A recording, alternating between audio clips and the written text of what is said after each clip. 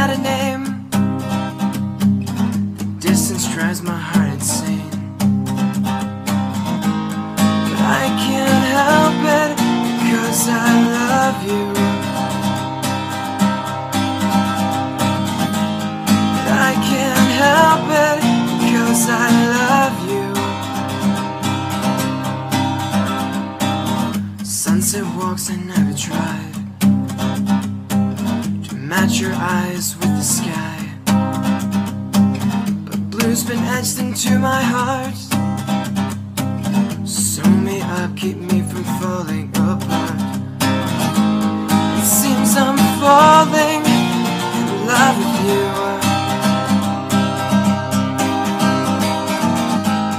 It seems I'm falling in love with you.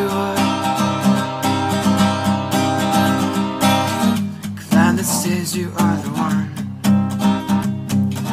who pulled me into the sun. I'll spend my life with you, on my knees thanking God for you.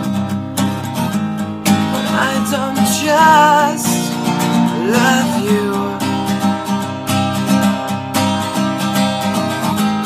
but I don't just love you.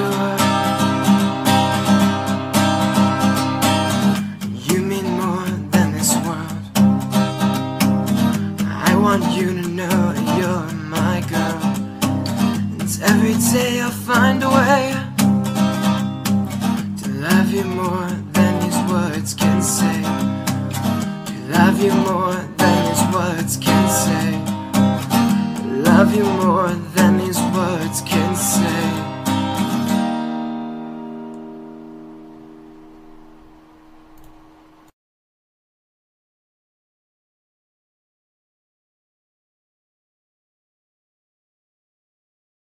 మందేనా అని అడుగుతున్నాడండి.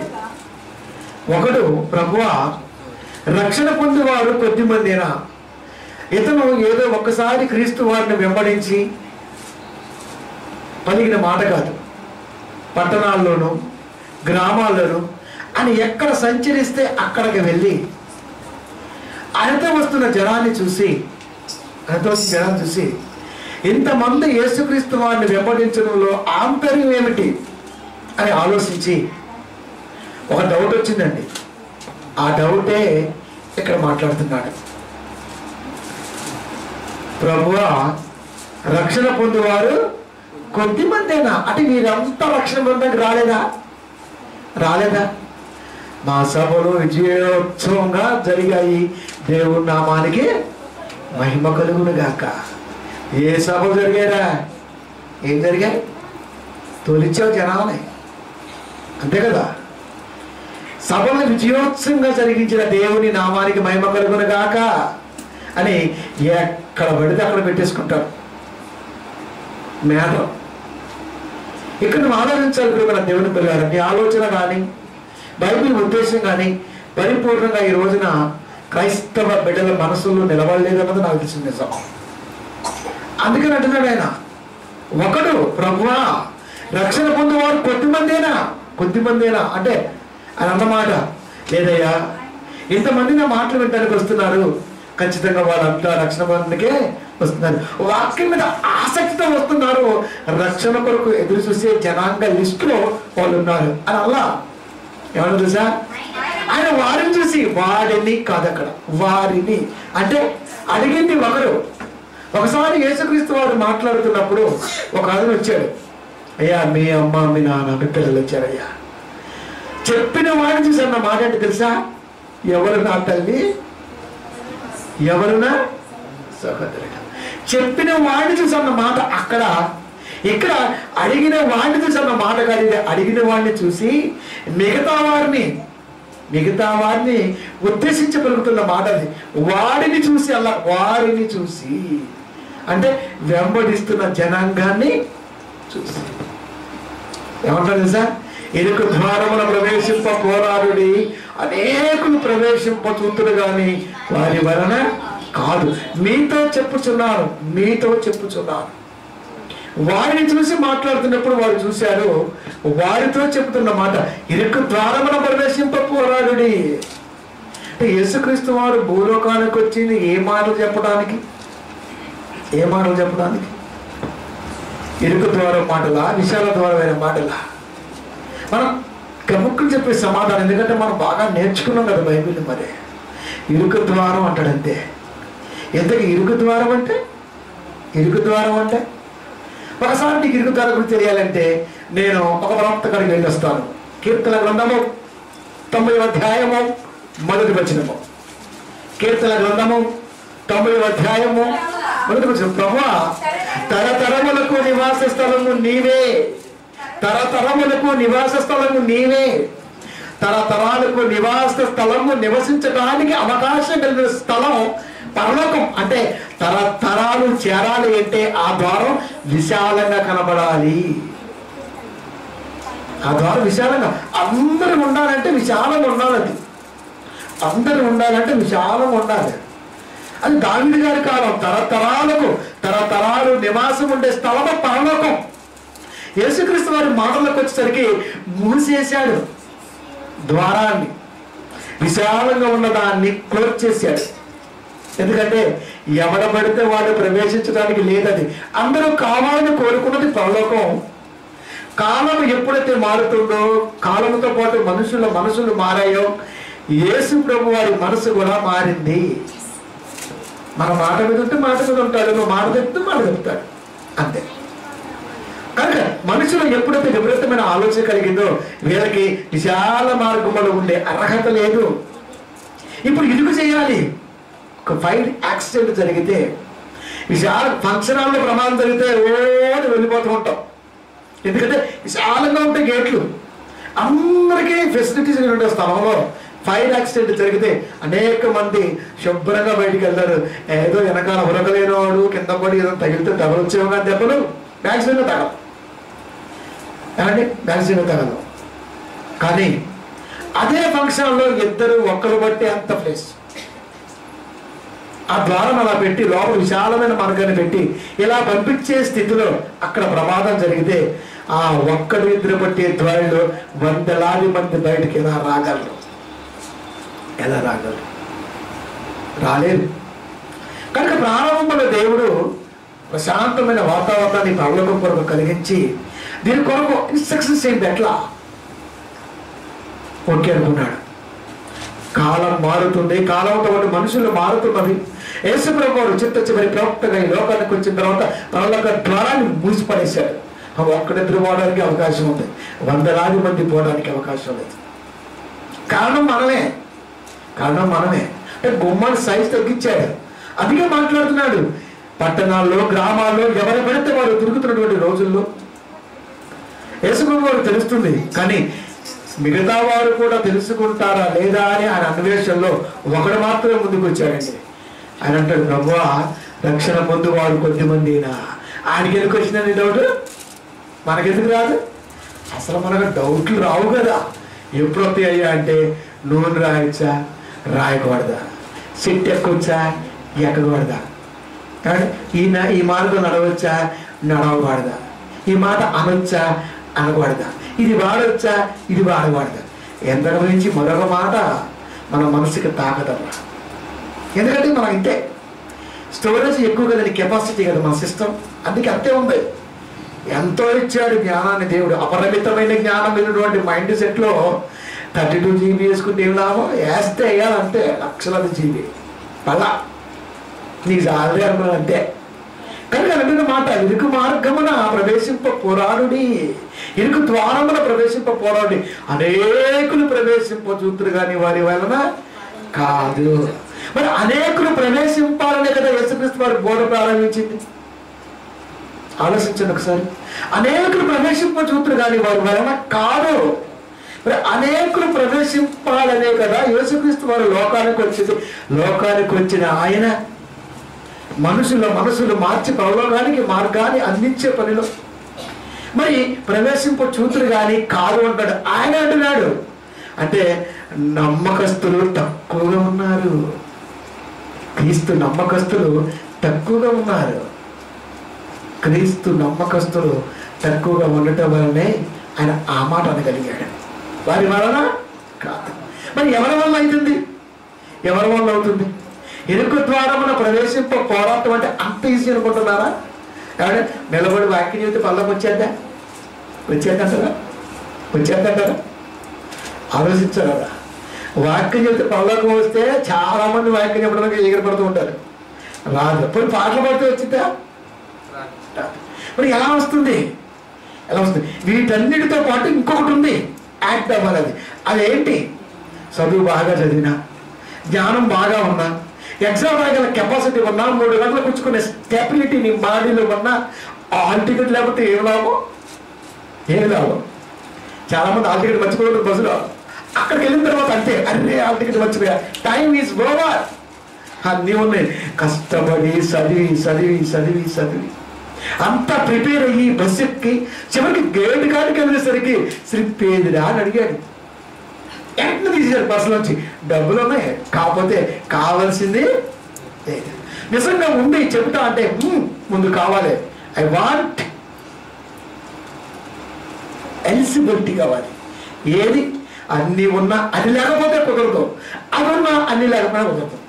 కనుక రెండింటినీ storage చేసుకోవడంలో క్రైస్తవుడు ఎప్పుడో వెనకబడాడు. ఎన్ని బోధలు జరిగినా బొంద పెట్టడానికి తప్ప బ్రతికించడానికి మాత్రం పనిచేయట్లా. బోధన జరిగిన రోజున బొంద పెట్టడానికే. ఎందుకంటే చర్చిలో ఉంటే చచ్చిపోయినాక 5 రోజులు బొంద పెడతారు కదా. చర్చిలో లేకపోయినా బొంద పెడతారు, అది వేరే విషయం. కానీ చర్చిలో ఎందుకు వస్తాం? నేను చచ్చిపోతే మీ సమాధి నేనే కడతాను, బతుకున్నప్పుడు మీ సొమ్మంతా నేనే మూట కట్టేసుకుంటాను అయితే. కనుక మనిషిని చంపటం కొరకే బోధే తప్ప మనిషిని బ్రతికించడం కొరకు బోధ లేదు. అందుకే ఫేస్బుక్లో పెట్టాను. ఒకడు అంటాడు, ఎందుకు యేసు ప్రభువు వారు రాయమన్న ఏ రోజు అని అడిగాడు. నేను అడిగాను అండి, ఒరే నూనె ప్రార్థనపై కామెంట్ అయినా క్లారిటీ ఉందా? I want full message, anybody anywhere. చూడండి కావాలంటే ఫేస్బుక్లో పెట్టి వారం అవుతున్నా ఇంతవరకు నేనున్నాన్న మగాడు కనపడాల. కామెంట్లు ఎందుకురా? శాతగానుడు కామెంట్లు చేస్తాడు, శాతగానుడు క్లారిటీ ఇస్తాడు. ఎందుకు నీకు శాత అయితే శాత కదా, చేతిలో సెల్లు, మనసంతా కుళ్ళు, ఇంకా అంతే. టైపింగ్ వచ్చు అంతే. లేడీస్ కూడా చేస్తున్నారు, కొద్దిగా కూడా వాడుతున్నారు తెలుసా నీకు? మంచి స్మార్ట్ ఫోన్ వాడతారు అటు ఇటు కావాడు. వాడికి నీకేం తేడా ఉందా?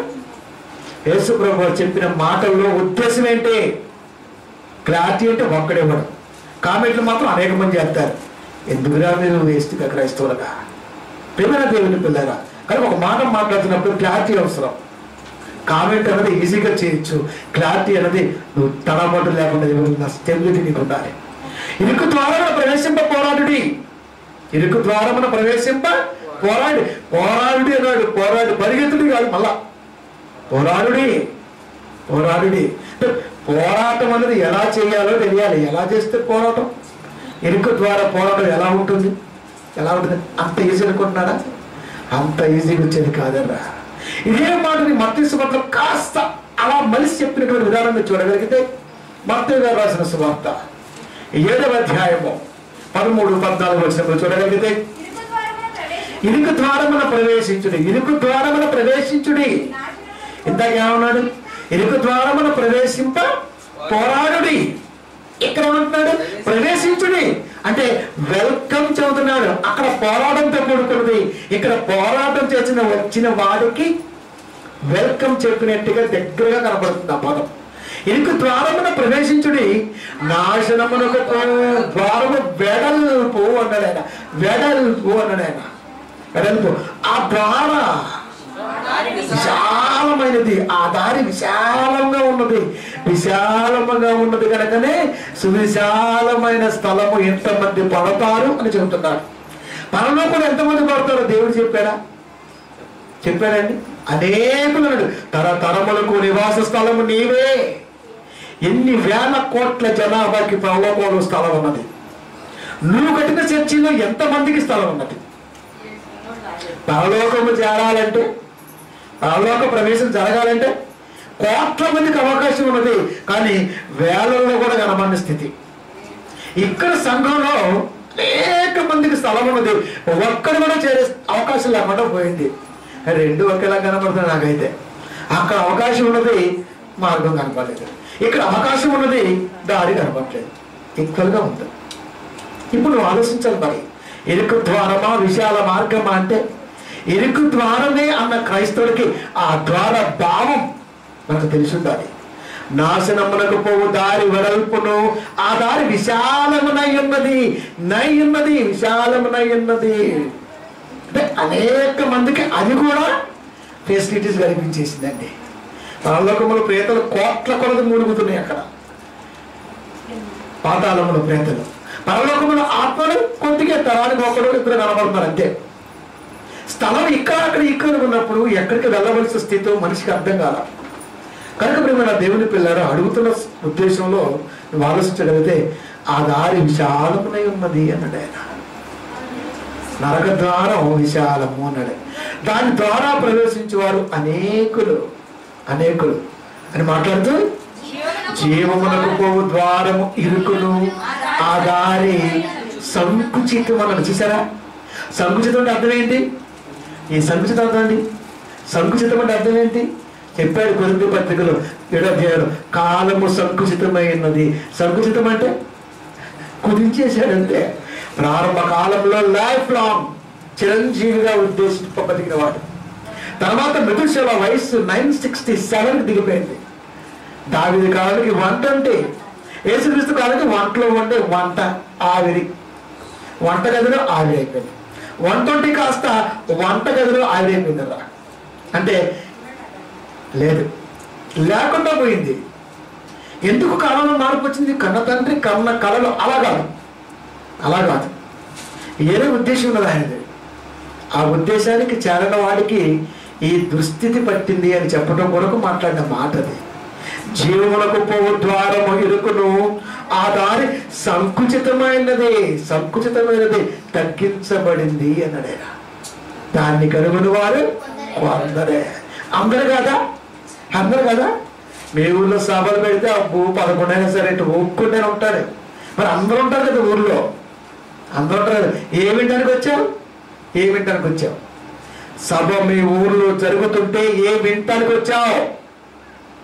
పగలబడి నవ్వటానికి వచ్చి నాకు తెలిసినంత వరకు. ఎందుకంటే ఎప్పుడు చూసినా నవ్వు అలాగే ఉంటుంది. నువ్వు నవ్వితే చుట్టుపక్కల దరిద్రం. క్రైస్తవుడి ఉద్దేశం దేవుడి ఉద్దేశం తెలియదు. ఎక్కడ నవ్వారు యేసుక్రీస్తు వారు? ఏ ఉద్దేశం నవ్వారు? అయ్యగారు జోగులు ఎత్తే కిలా బొరలాడి మరి నవ్వేస్తాం, డొల్లాడేస్తాం. బట్టలు కూడా తెలియదు ఒంటి మీద పైపెచ్చి. మళ్ళీ పరిశుద్ధాత్మ దేవుడు వచ్చాడు ఒక సెంటిమెంటు. పరిశుద్ధాత్మ దేవుడు వస్తే ఒంటి మీద బట్టలు లేకుండా చేస్తాడా? ఏమంటే మరీ టూ మచ్ కాకపోతే ఎక్కడిదండి ఈ బోధ? ఏమంటే వీళ్ళంతా అడేగాలు గుడేగాలండి. బువ్వ కోసం సంఘానికి వచ్చి సంఘ కాపులుగా పొట్టలు పెంచినటువంటి క్యాండిడేట్లు అంతా మాంసం బాగా తిట్టడు. మాంసం తినేవాడు సమాసం చేస్తాడు ఆయన. మాంసాహారి స్నేహం చేస్తాడు ఆయన. నువ్వు మటన్ లేకపోతే ఉండలేవు. నీతో ఎవరు చేస్తాడు స్నేహం? ఎవరు చేస్తాడు? కోళ్ళు కోసేవా, కుప్పం కోసేవా మాట్లాడుతావు. వాడు ఇరుకు దూరం గురించి చెప్పరా అంటే విశాలమైన కడుపు గురించి ఎందుకు? సంఘంలో వాక్యాన్ని కరెక్ట్గా చెప్పే సంఘ కాపులు కనబలా, ఇంతవరకు కనబలా. ఎవరిని అడిగినా ఎదురు రాలేదండి తెలుసా. ఎవరినైనా అడిగేస్తాం. మేసాలు దువ్వి ఎక్స్పీరియన్స్ అంటే కుదరదురై తొక్కేస్తాం అంటే యాక్సిడెంట్ వేసేసి. ఎక్స్పీరియన్స్కి ఎక్స్పర్ట్స్కి తేడా తెలియాలిరా. ఎక్స్పీరియన్స్ ఎలా వస్తుంది అనుకుంటున్నారు? ఒక రోజు గడిస్తే వచ్చేది ఎక్స్పీరియన్స్ అంటే దాన్ని రోజు ఆటోమేటిక్గా గడుస్తుంది. నువ్వు ఆపినా ఆగదు. అది ఎక్స్పీరియన్స్ ఎలా అవుతుంది? ఆర్టీసీ డ్రైవర్కి అప్పుడప్పుడు సంవత్సరం కోసం పురస్కారం ఎత్తుడు. ఈయన 15 ఏళ్ళ ఎక్స్పీరియన్స్ ఉంది, ఒక్క యాక్సిడెంట్ చేయలే, ఇచ్చేసాడు అంతే. మరి ఎక్స్పర్ట్ అంటే ఏంటి? అది ఎక్స్పీరియన్స్తో కూడుకున్నదా? ఎక్స్పీరియన్స్ కంటే గొప్పదా? మన భావజాలు మనిషికి అర్థం కాదా? ఇక ఇరుగు ద్వారానికి విషయాల మానడానికి ఏమర్థమైతే ఇది కూడా అర్థం కాదు. కనుక మాట్లాడుతున్నాడు కాలము సంకుచితమైనది, ఇరుకు ద్వారము ఆ దారి సంకుచితమైనది, దానిని కనుగొని వారు. మరి ఎక్కడ చూసినా భక్తుల పరవశ్యం, ఎక్కడ చూసినా అదే కదా. మా చర్చిలో 10,000 మంది. ఏం చేస్తాం? 10,000 మందిని ఒక్కడికైనా పదిలమైన దేవుని మాట అనేది అర్థమైందా? కానీ నువ్వు ఆలోచిస్తున్నావా అంటే వాడికి అవసరమే లేదండి. చెప్పుకుంటాడు అంతే. మా సంఘంలో ఎంతమంది ఇంకా వచ్చింటికి ఒక 5 నెలలు పెరిగేవాళ్ళే. ఏం చేద్దామని? స్వర్ణాలు తినేద్దామనే, అంతే కదా. అంతకుమించి మరొకటి కనపట్లేదు. ఎందుకంటే ఏ ద్వారంలో ఉన్నావు? క్రైస్తవులు అడిగితే నేను ఇరుకు ద్వారంలో ప్రవేశింప పోరాడుతాను. ఏం పోరాడుతున్నావు? 9 ఏళ్ళు నిద్ర కాగలేవు. ఏం పోరాడతావు?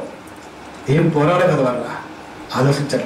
అందుకంటాడు ఆయన, ఆ దారి విశాలమైనది, నరకపు ద్వారి విశాలమైనది, దాని ద్వారా ప్రవేశించేవారు అనేకులు, ఒక్కలా ఇద్దరా, అనేకులు.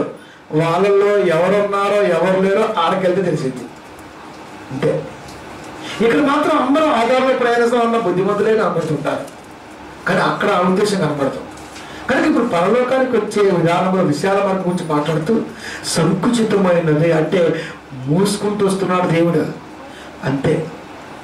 ఒకప్పుడు అనేక మంది కావాలనుకున్న దేవుడు ఇప్పుడు తరానికి ఒక్కడే కనబడుతున్నప్పుడు బాధ కలిగి ఇంకెందుకురా ఎంతమందిని, ఎందుకు ఎంతమంది కొడుకులు, కోడళ్ళు, బిడ్డలు, మనవరాలు అందరూ ఉంటారని చెప్పేసి పెద్దలు కడతారు. పెద్ద ఆయన అందరూ ఎటువంటి సెటిల్ అయిపోయారు. ఇంకెందుకు ఆయనకంతా? అందుకే మొత్తం అమ్మేతా లేదా ఎవరికి అద్దెకిచ్చేస్తారు. చిన్న గుడి చేసుకుని దాంట్లో ఉంటాడు. నాకు చాలని, కానీ పిల్లలకు అనేటప్పుడు నాకు చాలని కన్నా ఆయన, చాలదేమో అని కన్నాడు ఆయన. ఇప్పుడు సరిపెట్టుకున్నాడు చాలని. ఎందుకంటే ఒక్కసారి కూడా రాదు కదా మరి దగ్గరికి. దేవుడు కూడా అదే కోరుకుంటున్నాడు అలా. కోట్ల సంవత్సరాలుగా కష్టపడిచ్చినటువంటి లోకంలో నా కాడికి రావడానికి వాడు రాలేకపోతున్నాడు అని ఆయనే ఒక అడుగు వెనక్కేసి ద్వారాన్ని క్లోజ్ చేసి పడేశాడు. ఇప్పుడు ఆ చిన్న దారిలో నువ్వు పోరాటం చేయి. ఎలా పోరాడతాం? ఊపిరి ఆడక చచ్చిపోయారు చాలా మంది పోర్ యాక్సిడెంట్లో. ఒక ఫంక్షన్ హాల్ జరుగుతుంది ఒక ఆఫీసులో. అది చాలా బాగుంటుంది, చాలా హయ్యర్ ఆఫీషియల్ క్వాలిఫైడ్ అందులో పనిచేస్తూ ఉంటారు. అదంతా చెకింగ్తో వెళ్తూ ఉంటుంది. 2 మార్గాలు ఉన్నవి. అందులో ఒక్కడే పోవాలి, చెక్ అవుతూ ఉండాలి, వెళ్ళిపోతుండాలి, చెక్ అవుతూ వెళ్ళిపోవాలి. ఫైర్ యాక్సిడెంట్ జరిగింది. ఇప్పుడు అనేక మంది సిస్టాలు వదిలిపెట్టి దాని ద్వారా ప్రవేశించలేక ఊపిరి కరెంటు ద్వారా వచ్చినటువంటి పొగ ఊపిరి అక్కడే ప్రాణాలు కలిపారు. కొన్ని లక్షల రూపాయల చేతగాళ్ళు ఆ క్షణాన్ని ప్రాణాలు వదిలేశారు. Fire accident. ఒకవేళ ఆ ఉద్దేశం మనసులో పెట్టుకున్న పనుల గురించి ఆలోచించు. ఇప్పుడు నువ్వు కూడా సిస్టమ్ ముందు పనిచేస్తున్నావు. మనం చెప్పాను కదా సిస్టమ్ ముందు అందరం ఉన్నామని. సిట్టింపు చేసి చూస్తున్నాం మనం అందరం కలిసి. ఇప్పుడు ఏంటి మ్యాటర్ అంటే నువ్వు ఇలా ఉంది సంకుచితమైనది అంటే ఒక్కరు ఇద్దరు ప్రవేశించడం కొరకే ఆ దారి కనబడుతుంది అన్నప్పుడు ఇప్పుడు నువ్వు ముందు వెళ్ళాలన్న ఆలోచన ఉందా లేదా? ఎంసెట్ ఎగ్జామ్ 1 నిమిషం తేడా వచ్చిన 60 సెకండ్లు తేడా వచ్చిన లైఫ్ 1 year బ్యాక్. అయ్యా 1 నిమిషం కుదరదు, ముందే ఇస్తాడు జీవో, గవర్నమెంట్ ఆర్డర్. ఇచ్చిన కాల పరిమితికి 1 నిమిషం తక్కువైనా ఎక్కువైనా ప్రవేశం లేదు. ఇప్పుడు 8 గంటల ఎగ్జామ్ అయితే 6 గంటలకే ఉంటాడు. ఎందుకు? లైన్లో వెళ్ళాలి కదా, మరి వెళ్ళాలి కదా. అంటే ఎంత జాగ్రత్త బ్రతుకోవటం కొరకు, అఫీషియల్గా బ్రతుకోవటం కొరకు ఆ జాబ్కి ఇచ్చినటువంటి ప్రిఫరెన్స్ తరతరాలు కన్న తండ్రి దగ్గర ఉండటానికి దేవుడు చూపించినటువంటి విధానంలో ప్రవేశింపలేక పోరాడుతున్నాడు మనిషి. సాక్ష్యాలు చెబుతాడు, నేను దేవుడు నమ్ముకున్న కాంచి చాలా సంతోషంగా ఉన్నాను. సంతోషంగా ఉన్నావా? సంతోషానికి అర్థం తెలుసా నీకు? పేరు అనుకుంటున్నావా? ఇంక సంతోషం అంటే పేరు పెట్టేసుకుంటావు సంతోషం అని. పేరు అనుకుంటున్నావా? అసలు సంతోషం ఎక్కడ దొరుకుతుంది? ఎలా ఉంటుంది పోనది? మనిషి కోరుకున్న సంతోషం భూమి మీద ఎక్కడ కనపడదు. సంతోషం పదానికి అర్థం తెలిస్తే కదా దొరకడానికి. అర్థం తెలియనప్పుడు నువ్వు అనుకున్న సంతోషం వేరు. యేసుక్రీస్తు వారికి మూలంలో సంతోషం దొరికిందా? వెతకలా. వాక్యం చెప్పి వెళ్తున్నాడు, ఆ ధోరణిలో తలంచాడు. నాయన ఇలా వస్తున్న ప్రమాదం అన్నప్పుడు గద్దించేశాడు. అయ్యా మీతో పాటు మీరు వస్తున్నారు. నక్కలకు బొలిలు ఉన్నవి, ఆకాశ పక్షులకు గూళ్ళు ఉన్నవి, మనిషి కుమారుకు తలవాల్చుకున్నట్టుకు సాగలేదు. ఎందుకు లేదు? ఎందుకు లేదు చెప్పండి మీరు? యెరూషలేము లేదా, నజరేతు లేదా, గలిలయ లేదా, పుంతు లేదా, పుకులియ లేదా, ఏ ప్రాంతం లేదు చెప్పండి మీరు? ఎందుకు లేదు? స్థలం అనగానే ఇది అనుకున్నాడు మనిషి. స్థలం అంటే హార్ట్, హృదయంలో స్థలం లేదు. అది మనగా అనుకుంటూ ఎందుకు తిక్కలలో మాట్లాడుతూ స్థలం లేకపోవడం ఏంది? స్థలం లేదంటే అది. ఇప్పుడు సంతోషం అంటే ఏది? ఏ భావానికి మనకు తెలియదు అన్న, మనకు నేర్పడంతే. ఏసు నమ్ముకుంటే సంతోషం అనగానే ఎగిరి గంతేస్తాం. ఎగిరి గంతేసే సంతోషం ఎలా అవుతుంది? కుప్పి గంతులు అవుతుంది అది. కనుక భావం ఉద్దేశం క్రైస్తవ సంఘాల్లో బోధించాల మాస్టర్ గారు. వాడికి వస్తే కదా బోధించడానికి. ఆడికి వచ్చిందల్లా సంఘాన్ని ముంచడమే. అంతే. అటు బాప్టిజంలో ముంచుతాడు, ఇటు వచ్చి బ్రతుకులో ముంచుతాడు, సరే అక్కడ ముంచుతాడు. మొత్తం 3 ముంచులు అయిపోయింది. తండ్రి యొక్కయు, కుమారుడు యొక్కయు, పరిశుద్ధాత్మ యొక్కయు. నాలో నీకు నరకానికి ప్రవేశం అయిపోయింది. అది కాదు. అందుకని ఈ రోజున మనం ప్రశ్నిస్తుంటే కనపడ్డారు ఎవడైనా సరే. కనుక మేము సీనియర్లు. ఎవరికంటే సీనియర్లు నువ్వు? బైబిల్లో నిత్య విద్యార్థి నేను. I'm not senior, saviour. ఇప్పుడు దేవుని పిల్లరా, హెబ్రీ రాసిన పత్రిక 5వ అధ్యాయము 7వ వచనము. శరీరధారి అయిన దినములలో మహా సంతోషముతోనూ, అంతే ఉన్నారా, మహారోధనతోనూ 14 వారు యోహాను సువార్తకు వస్తే నేనే మార్గము అన్నాడు ఆయన. నేనే మార్గము. సువార్త ఇలా ఎందుకు వెళ్ళట్లేదని నువ్వు ఎప్పుడు బాధపడుతూ ఉండాలి. సువార్తకి ఇది ఏం చేయాలని బాధపడుతూ ఉండాలి. సంఘ బిడ్డలు రాకపోతే ఎదురు చూస్తూ ఉండాలి. ఇది అనుక్షణం బాధ. అంతేగాని సంతోషమా? ఉజ్జీవ సభలు అంటాడు. ఉద్యమం ఆడదు బైబిల్లో. ఉద్యమం ఆడుతున్నా బైబిల్లో? ఉద్యమం లేదు, జీవం ఉందే. ఊరు ఎక్కడి నుంచి వచ్చింది తెలియదు. మరి ఊర్లోంచి వచ్చి ఉంటుంది ఫస్ట్ అక్షరం కదా. అంతే మరి. ఏమైనా దేవుని ఉజ్జీవ సభలు కాదురా, జీవం సభలను పెట్టువో. క్రీస్తు జీవం సభలను పెట్టు, బాగుంటుంది. ఉజ్జీవ సభ ఉజ్జీవం అనగానే ఇలా దుమ్ దమ్ రిధం అనమాట. డోలారే డమ్ డమ్మరి దమ్ అనుకుంటూ బయట వాడు కొడితే చీ అంటున్నావు, దేవుణ్ణి కొడితే బా అంటున్నావు. ఏది న్యాయం, ఏది ధర్మం, ఏది నిజం? వాడు కొడితే ఏమంటున్నావు? ఏంట్రా బాబు ఇంట్లో అది ఈ చర్చిలో అయ్యగారిని కొట్టించే స్టేజీ మీద అబ్బో దమ్మారే దమ్ దుమ్దాం. ఇక్కడ ఎందుకు చేరగా కనబడుతుంది, అక్కడ ఎందుకు సూపర్గా కనబడుతుంది అంటే వాడు మెంటాలిటీ అంతా. వాక్యానికి వస్తే కరిగేస్తున్నారు దేనికి సరే. శరీరధారి అయిన దినాల్లో మహారోధన. ఎవరి కొరకు ఇచ్చారనుకుంటున్నావు? దేవుడు యేసు ప్రభువు ఎవరి కొరకు ఇచ్చారనుకుంటున్నావు? 40 మంది ప్రవక్తలు భూలోకానికి వచ్చిన మనసు నలిగిందని మాటలు చెప్పినా మనిషి మారలేదని సాక్షాత్తు కుమారుని బలిపట్ట కొరకు క్రీస్తుని పంపించినప్పుడు దేవుడు అది కూడా అలాగే నీరుగారిపోయింది. కనుక మహారోధన. యేసు ప్రభు వారి జీవితంలో రోదన, నీ జీవితంలో మహా దమ్మారేదం. అంతేగా సభలు ఎక్కడ పెట్టినా వాడు వేస్తుంటే సామే ఆహా పరిశుద్ధాత్మ దేవుడు వెలిగించి తిప్పుతున్నారు అన్నట్టు కూడా. పరిశుద్ధాత్మ దేవుడు ఎప్పుడు వచ్చాడో కూడా తెలియకుండా బోధ ప్రారంభమైందా? అపోస్తలుల కార్యాలు 2వ అధ్యాయం 1వ వచనం కనబడ్డ పెంతెకోస్తు పండగ దినాన 16 దేశాల ప్రజలు యెరూషలేమునకు వచ్చినప్పుడు అక్కడ జరుగుతున్నటువంటి వేడుకల్లో అనేక మందికి వాక్యం చెప్పాలంటే ఆ భాష రావాలి కనుక ఆ భాషతో యేసు ప్రభు వారి శిష్యులు పలికినప్పుడు వీళ్ళు మనవారు కాకపోయినా, మన దేశస్తులు కాకపోయినా, ఎందుకు మన భాష మాట్లాడారు వీళ్ళకి రాకపోయినా అన్నప్పుడు పరిశుద్ధాత్మ వరముతో వాళ్ళు మాట్లాడారు. అప్పుడు దిగొచ్చాడు ఆయన. మళ్ళా దిగిరా అంటాడు. 5 నిమిషాలు వస్తాడు ఆయన. బస్సులో ఒక్కసారి నీ కూతురు నీ కొడుకు దిగొచ్చినాక మళ్ళా దిగిరా అంటావా? అలా వచ్చానే ఇంకా మళ్ళా దిగిరా అంటావా? చేయబట్టుకు తీసుకుపోతావు హోటలకు టిఫిన్ చేద్దామా అని. బస్సు దిగొచ్చినాక మళ్ళా దిగిరా అంటే నిన్ను ఏమంటారురా? పరలోకం నుండి పరిశుద్ధాత్మ దేవుడు ఆ రోజు దిగొచ్చినప్పుడు, ప్రారంభ కాలం దిగొచ్చినప్పుడు మళ్ళా పరిశుద్ధాత్మ దిగిరా ఈ పక్కన వచ్చిండు ఈ పక్కన వచ్చిండని ఎందుకు మాట్లాడతావు? పరిశుద్ధాత్మ ఆవరించాడా? అసలు ఆవరిస్తాడైనా? ఆవరించేది ఏది లేదు. అప్పుడప్పుడు మాట్లాడతాం దెయ్యం ఆవరించిందండి, దెయ్యం ఆవరించింది. దేవుడు ఆవరిస్తాడా? ఒంటి మీద దేవుడు వస్తాడండి? ఒంటి మీద వస్తాడా దేవుడు? అసలు బైబిల్లో ఉందామాట ఒంటి మీదకి దేవుడు వచ్చినట్టుగా ఒక్క డిఫరెన్స్ ఉందా? మరి లేనప్పుడు ఎలా మాట్లాడతాం?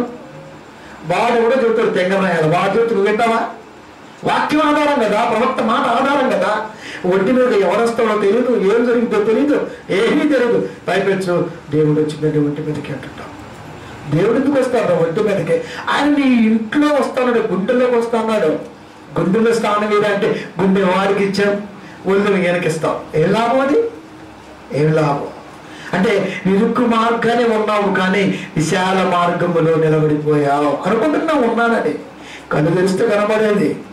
శరీరధారి అయిన దినములలో మహారోధనతోను అన్నాడు ఆయన, కన్నీళ్లతోను తన్ను మరణము నుండి రక్షింపగలవానికి.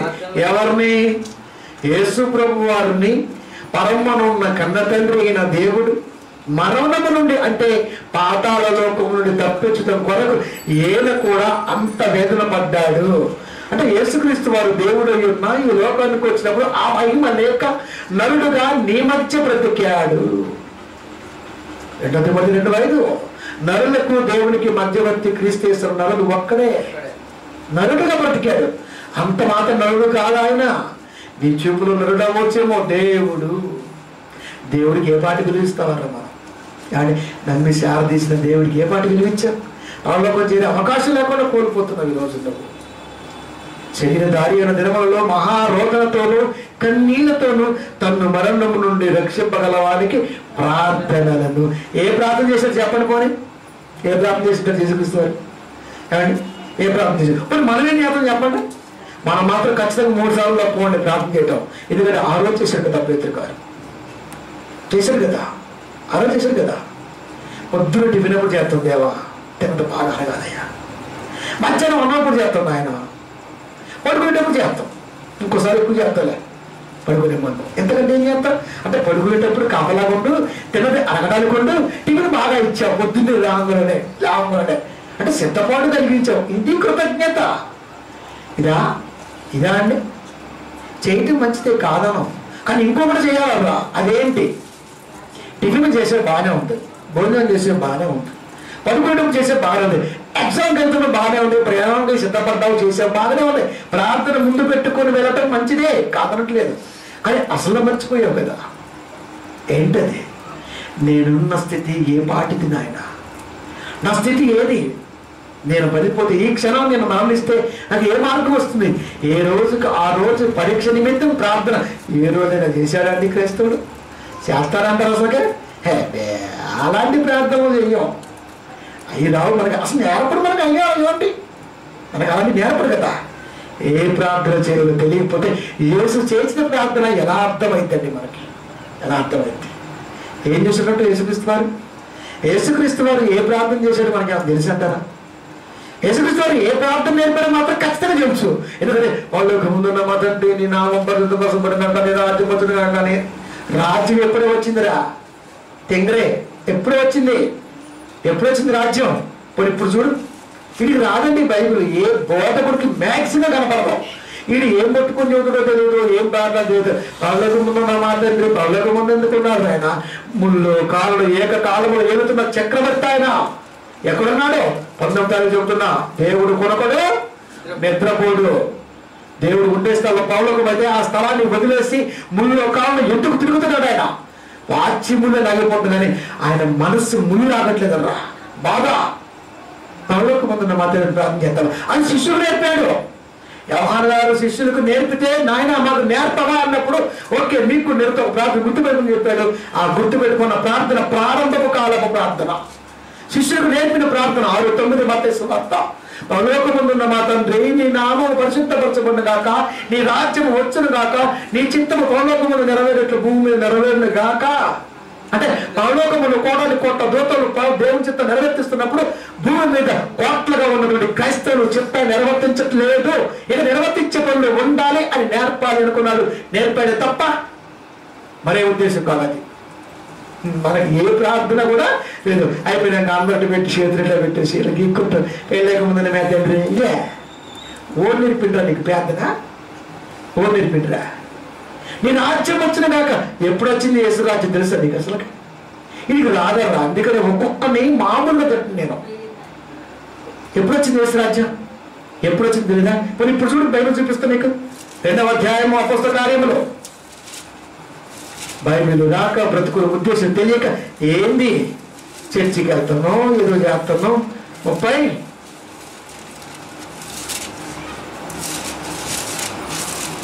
చూడు ఎప్పుడు వచ్చినప్పుడు అపోస్తల కార్యములు 2వ అధ్యాయము 38వ వచనము.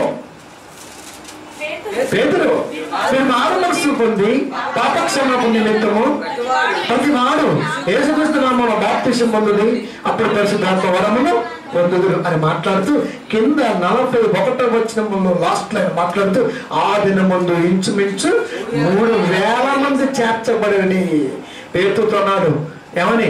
బండ మీద నా సంఘాన్ని స్థిరపరచుకుంటా కడతా. అది యేసు రాజ్యం ప్రారంభ కాలంలో వచ్చింది.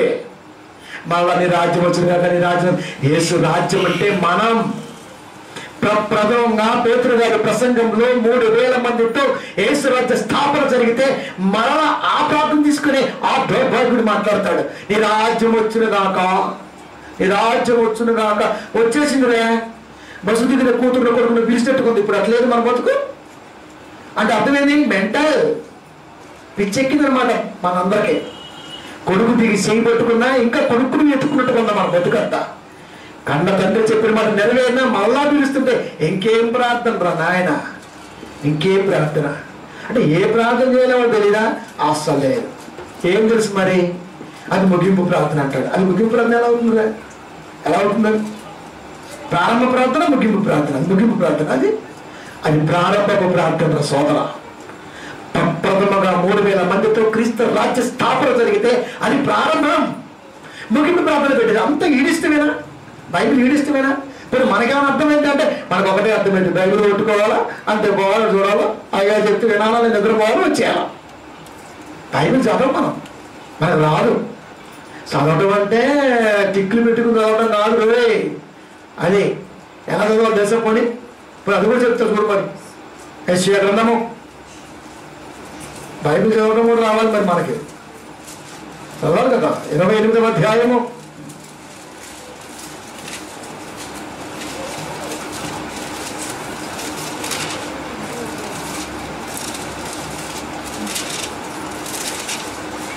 13 లాస్ట్ 4 మాటలు. ఆజ్ఞ వెంబడి ఆజ్ఞ, ఆజ్ఞ వెంబడి ఆజ్ఞ, సూత్రం వెంబడి సూత్రము, సూత్రం వెంబడి సూత్రము, కొంత ఇచ్చట కొంత అచ్చట. యెహోవా వాక్యం మీకు వచ్చింది అంటే కంటిన్యూగా వచ్చే దేవుడి వాక్యాలు కాదా? కాదా? ఆజ్ఞ వెంబడి ఆజ్ఞ అంటే వాక్య ప్రకారం, వాక్య మాట, మాట కనుక మాట, మాట కనుక మాట కంటిన్యూ కనబడుతుంది.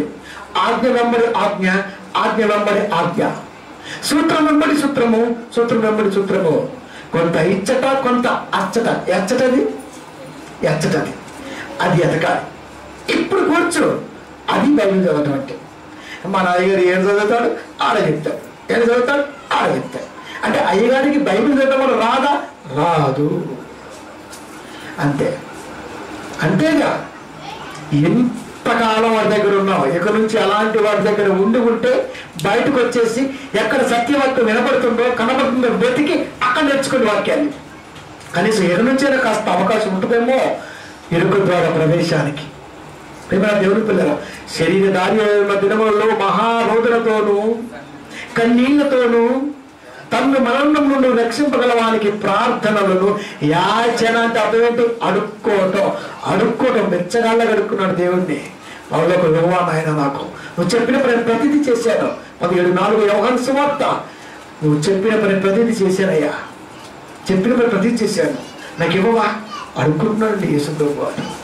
అసలు మనం అడగం దేవా. మనకైతే చర్చి పోతున్నా కాబట్టి చచ్చిపోతే ఖచ్చితంగా అలాగనే అబ్బో బస్ టికెట్ అనుకుంటున్నావు అంటే ఊళ్ళో అప్పుడప్పుడు బస్ టికెట్ కూడా ఖాళీగా ఉండదు తెలుసా నీకు?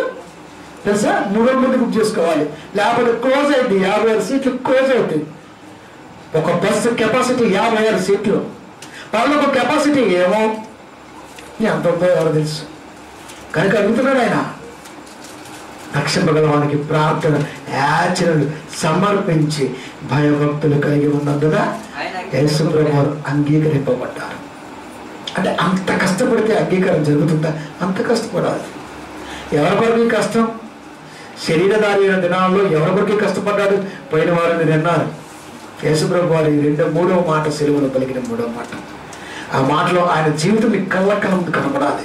ఎప్పుడు ఈ రెఫరెన్స్ దాన్ని యాడ్ చేసుకుంటే ఆ భావానికి ఈ రెఫరెన్స్ ఎంత బాగుంటుందో చూడండి, ఎంత బాగుంటుంది. ఆయన అంగీకరింపబడ్డాడు. అలాంటి దేవాతి దేవుడే శరీరధారి అయిన దినాల్లో ఇంత శ్రమ పడితే వాక్యం కొరకు. ఈ రోజున అసలు వాక్యం కొరకు శ్రమ పడే అయ్యగారు కనబడుతున్నాడండి? కనబడుతున్నాడా? వాక్యం కొరకు నిజం చెప్పడం కొరకు ప్రాకులాడే బోధకుడు చూసారా మీరు ఎవరైనా? ఏ కాడికి నేను గొప్ప, నాకెంత వచ్చు, ఏమొచ్చు నీకొచ్చు నువ్వు చెప్పకూడదు, జనం చెప్పాలి. నీకు ఎంత వచ్చో పబ్లిక్ చెప్పాలా. నువ్వు చెప్పుకుంటే ఏం లాభం? కనుక ఇప్పుడు మీరు దేవుని పిల్లరా అంటే ఇరుకు ద్వారము ఉద్దేశాన్ని దేవుని పిల్లలకు ఇప్పటి వరకు సాతాను అందనివ్వలేదు. చర్చికి వెళ్తున్నాయా? వెళ్ళు, నేను రాలేదా, కొద్ది పని ఉంది, భార్య ఉంటుంది ఇంట్లో, ఏమంటే చర్చికి బాగా వెళ్తాను ఏమంటే దేవ ఉంటారు కదా, సరే నేను అప్పుడు స్థానం తింటాలే, వంట దిగి పెడతాలే, మీరు రారా, నాకు ఇంట్లో ఉంది బయట విశాల మార్గంలో నాకు ఆహ్వానం పలుకుతుంది, ఇరుకు మార్గంలో మీరు వెళ్ళండి. ఎంత బాగుందండి. ఎందుకంటే దేవుని పిల్లరా ఆలోచించండి, ఈ రెండు ద్వారాల మధ్యలో ఉన్నావు. ఇప్పుడు దీన్ని బట్టి నీకు ఏమర్థమైంది? పరదేశంలో కూడా ఒక మార్గం కనబడుతుంది, అది నెమ్మది పొందే స్థలం. మరొక మార్గం ఉంది, అది వేతన పడు స్థలం. మధ్యలో ఏముంది? అగాధం ఉంది. అక్కడ వాడు ఇక్కడికి, ఇక్కడ వాడు అక్కడికి వెళ్ళడు, కాబట్టి కనబడతాడు. ఇరుకు మార్గాన్ని వెళ్ళేవాడు కనబడుతున్నాడు, విశాల మార్గం వెళ్ళేవాడు కనబడుతున్నాడు. ఎందుకే మధ్యలో ఉన్నటువంటి విధానం మాత్రం ఇద్దరికీ అర్థం కావట్లేదు. మధ్యలో ఏముంది? అక్కడైతే చెప్పాడు అగాధం ఉందని, అది అర్థమైంది నీకు. ఇక్కడ వాడు అక్కడికి, అక్కడ వాడు ఇక్కడికి వెళ్ళలేని స్థితిలో ఉన్నారు. అగాధం ఉన్నది అంటే వెళ్ళలేని స్టేజీ కనబడుతుంది అని చెప్పాడు. ఎక్కడ? అక్కడ. మరి ఇక్కడ చెప్పాడు విశాల మార్గం కనబడుతుంది, ఇరుకు మార్గం కనబడుతుంది. మరి మధ్యలో ఏముంది? కాలం ఉంది, అంతే కదా. మరి మధ్యలో ఏముంది? కాలం ఉంది. కాలం ఉందేమో, కాలం ఉంది. అది ఏ కాలం? రెండు గట్టుల మధ్య ప్రవహించే వాటర్ నిన్ను కాలువ అన్నావు, కెనాల్. రెండు ద్వారాల మధ్య ప్రవహించదని దేవుడు కూడా కాలము అన్నాడు. జీవితం ఇరుకు మార్గానికి, విశాల మార్గానికి మధ్యలో ఉన్నది కాలం. అది కాలువ, ఇది కాలం, ఇది జీవితము.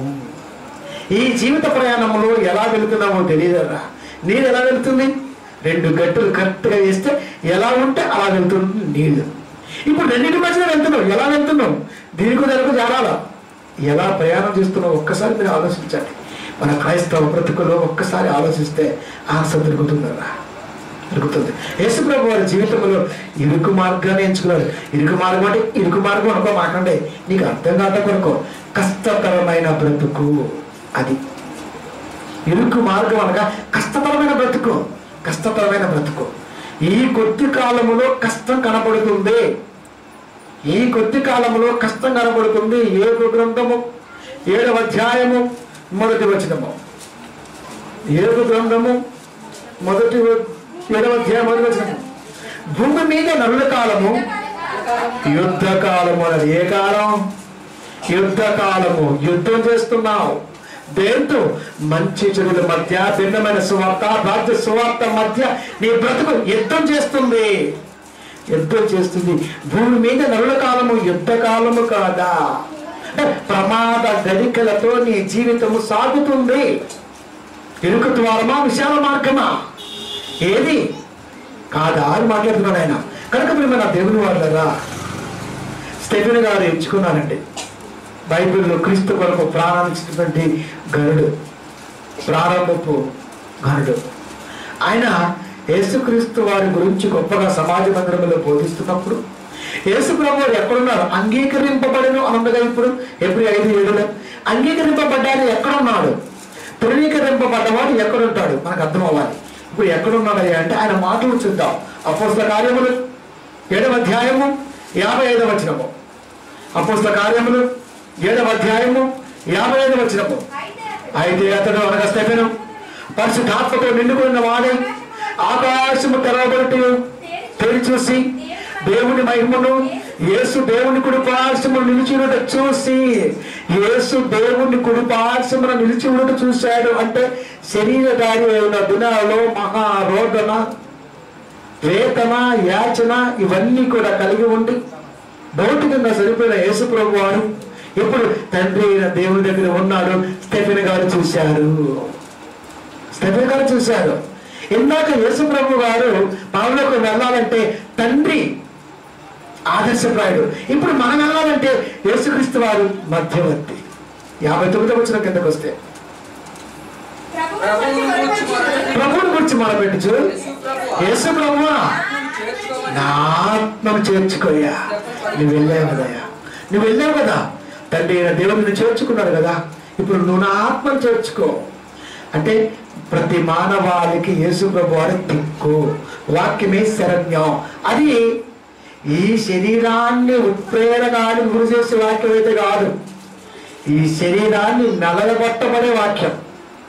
ఈ శరీరాన్ని వాక్యం కొరకు నలగొట్టబడేవాడికి దక్కే పరలోకపు ఆలోచన.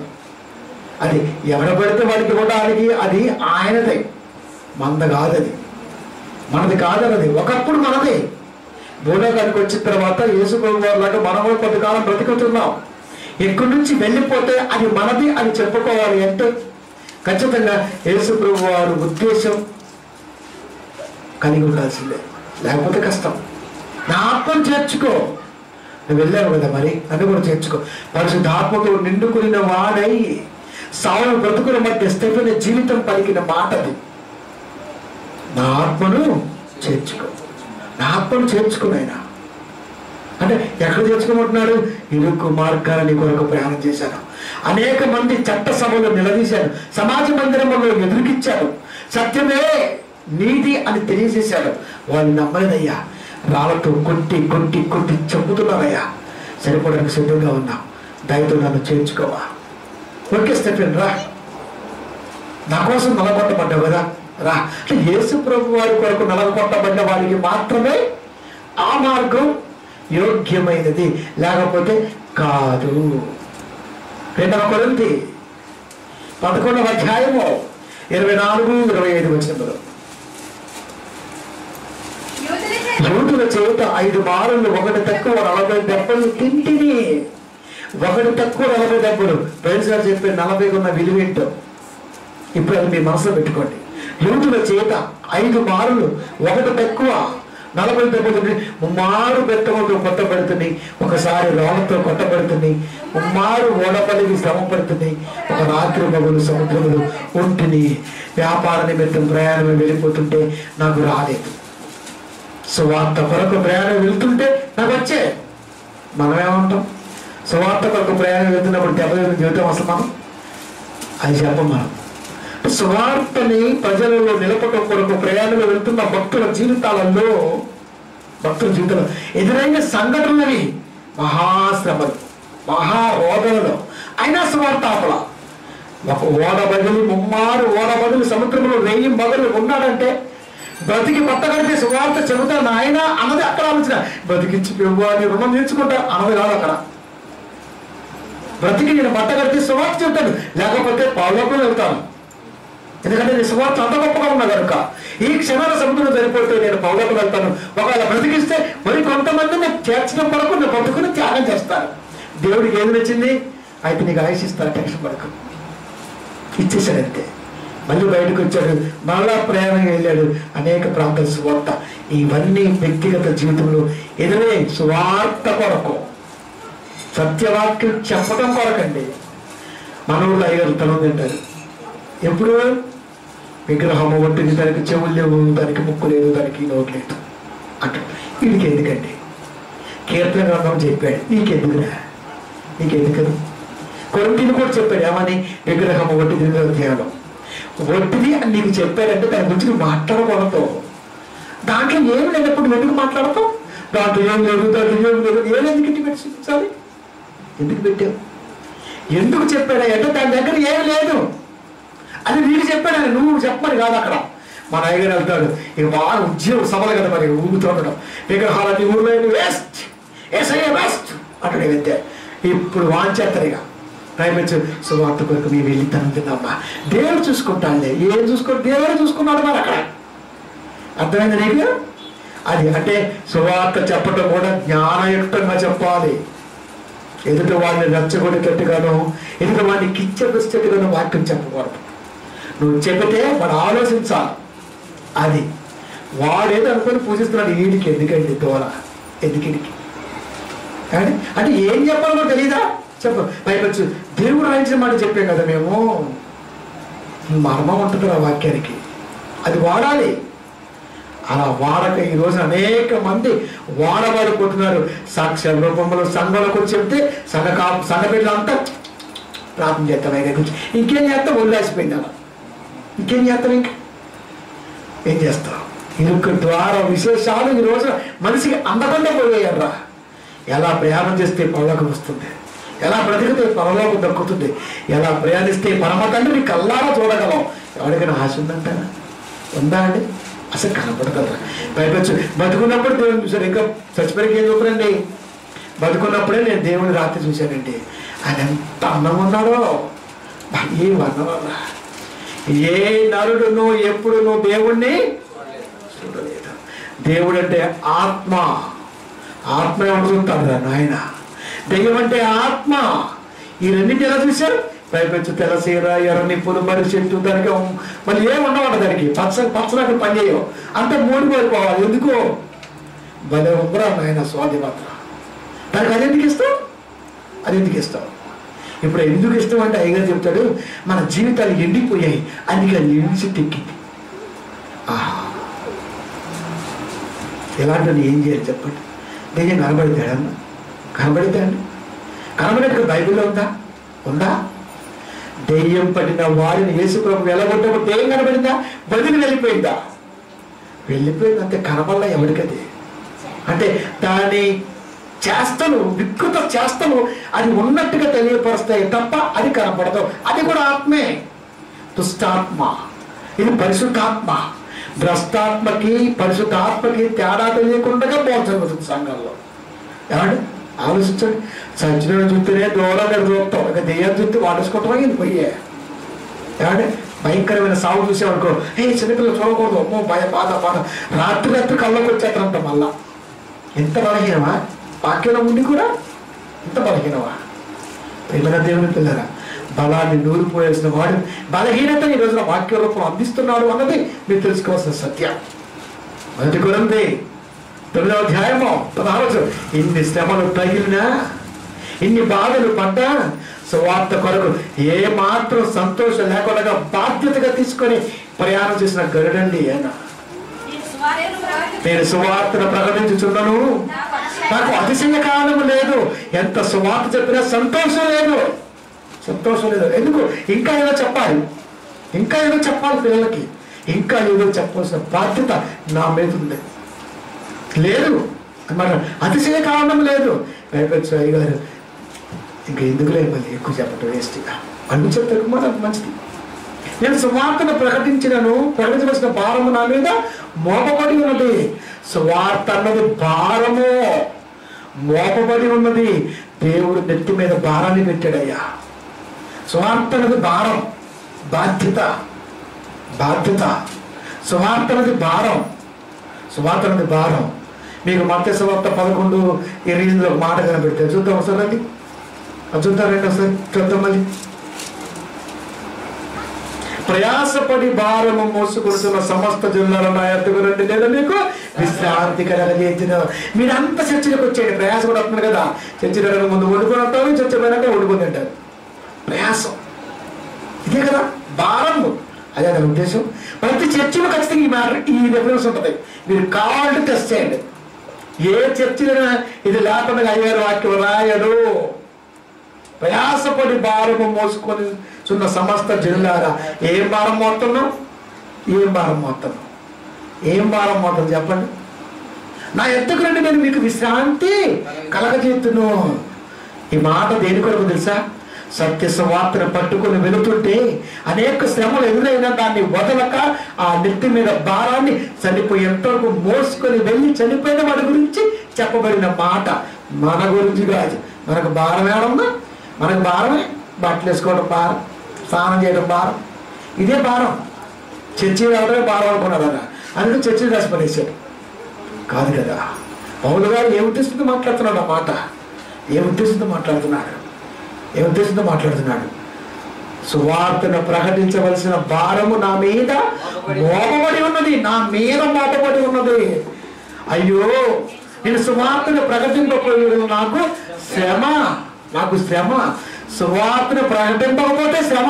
ఇప్పుడు ప్రకటించడానికి వెళుతుంటే శ్రమ. ఇందులో ఏ శ్రమ తీసుకుంటాం? సువార్త చెప్పడానికి వెళుతుంటే ఎదురైన శ్రమలుగా తీసుకోవాలి, బాధ్యతగా తీసుకున్నాడు. బాధ్యతలు ఉన్న వాడికి ఎంత దెబ్బ తగిలినా దాన్ని శ్రమ అనుకోడు.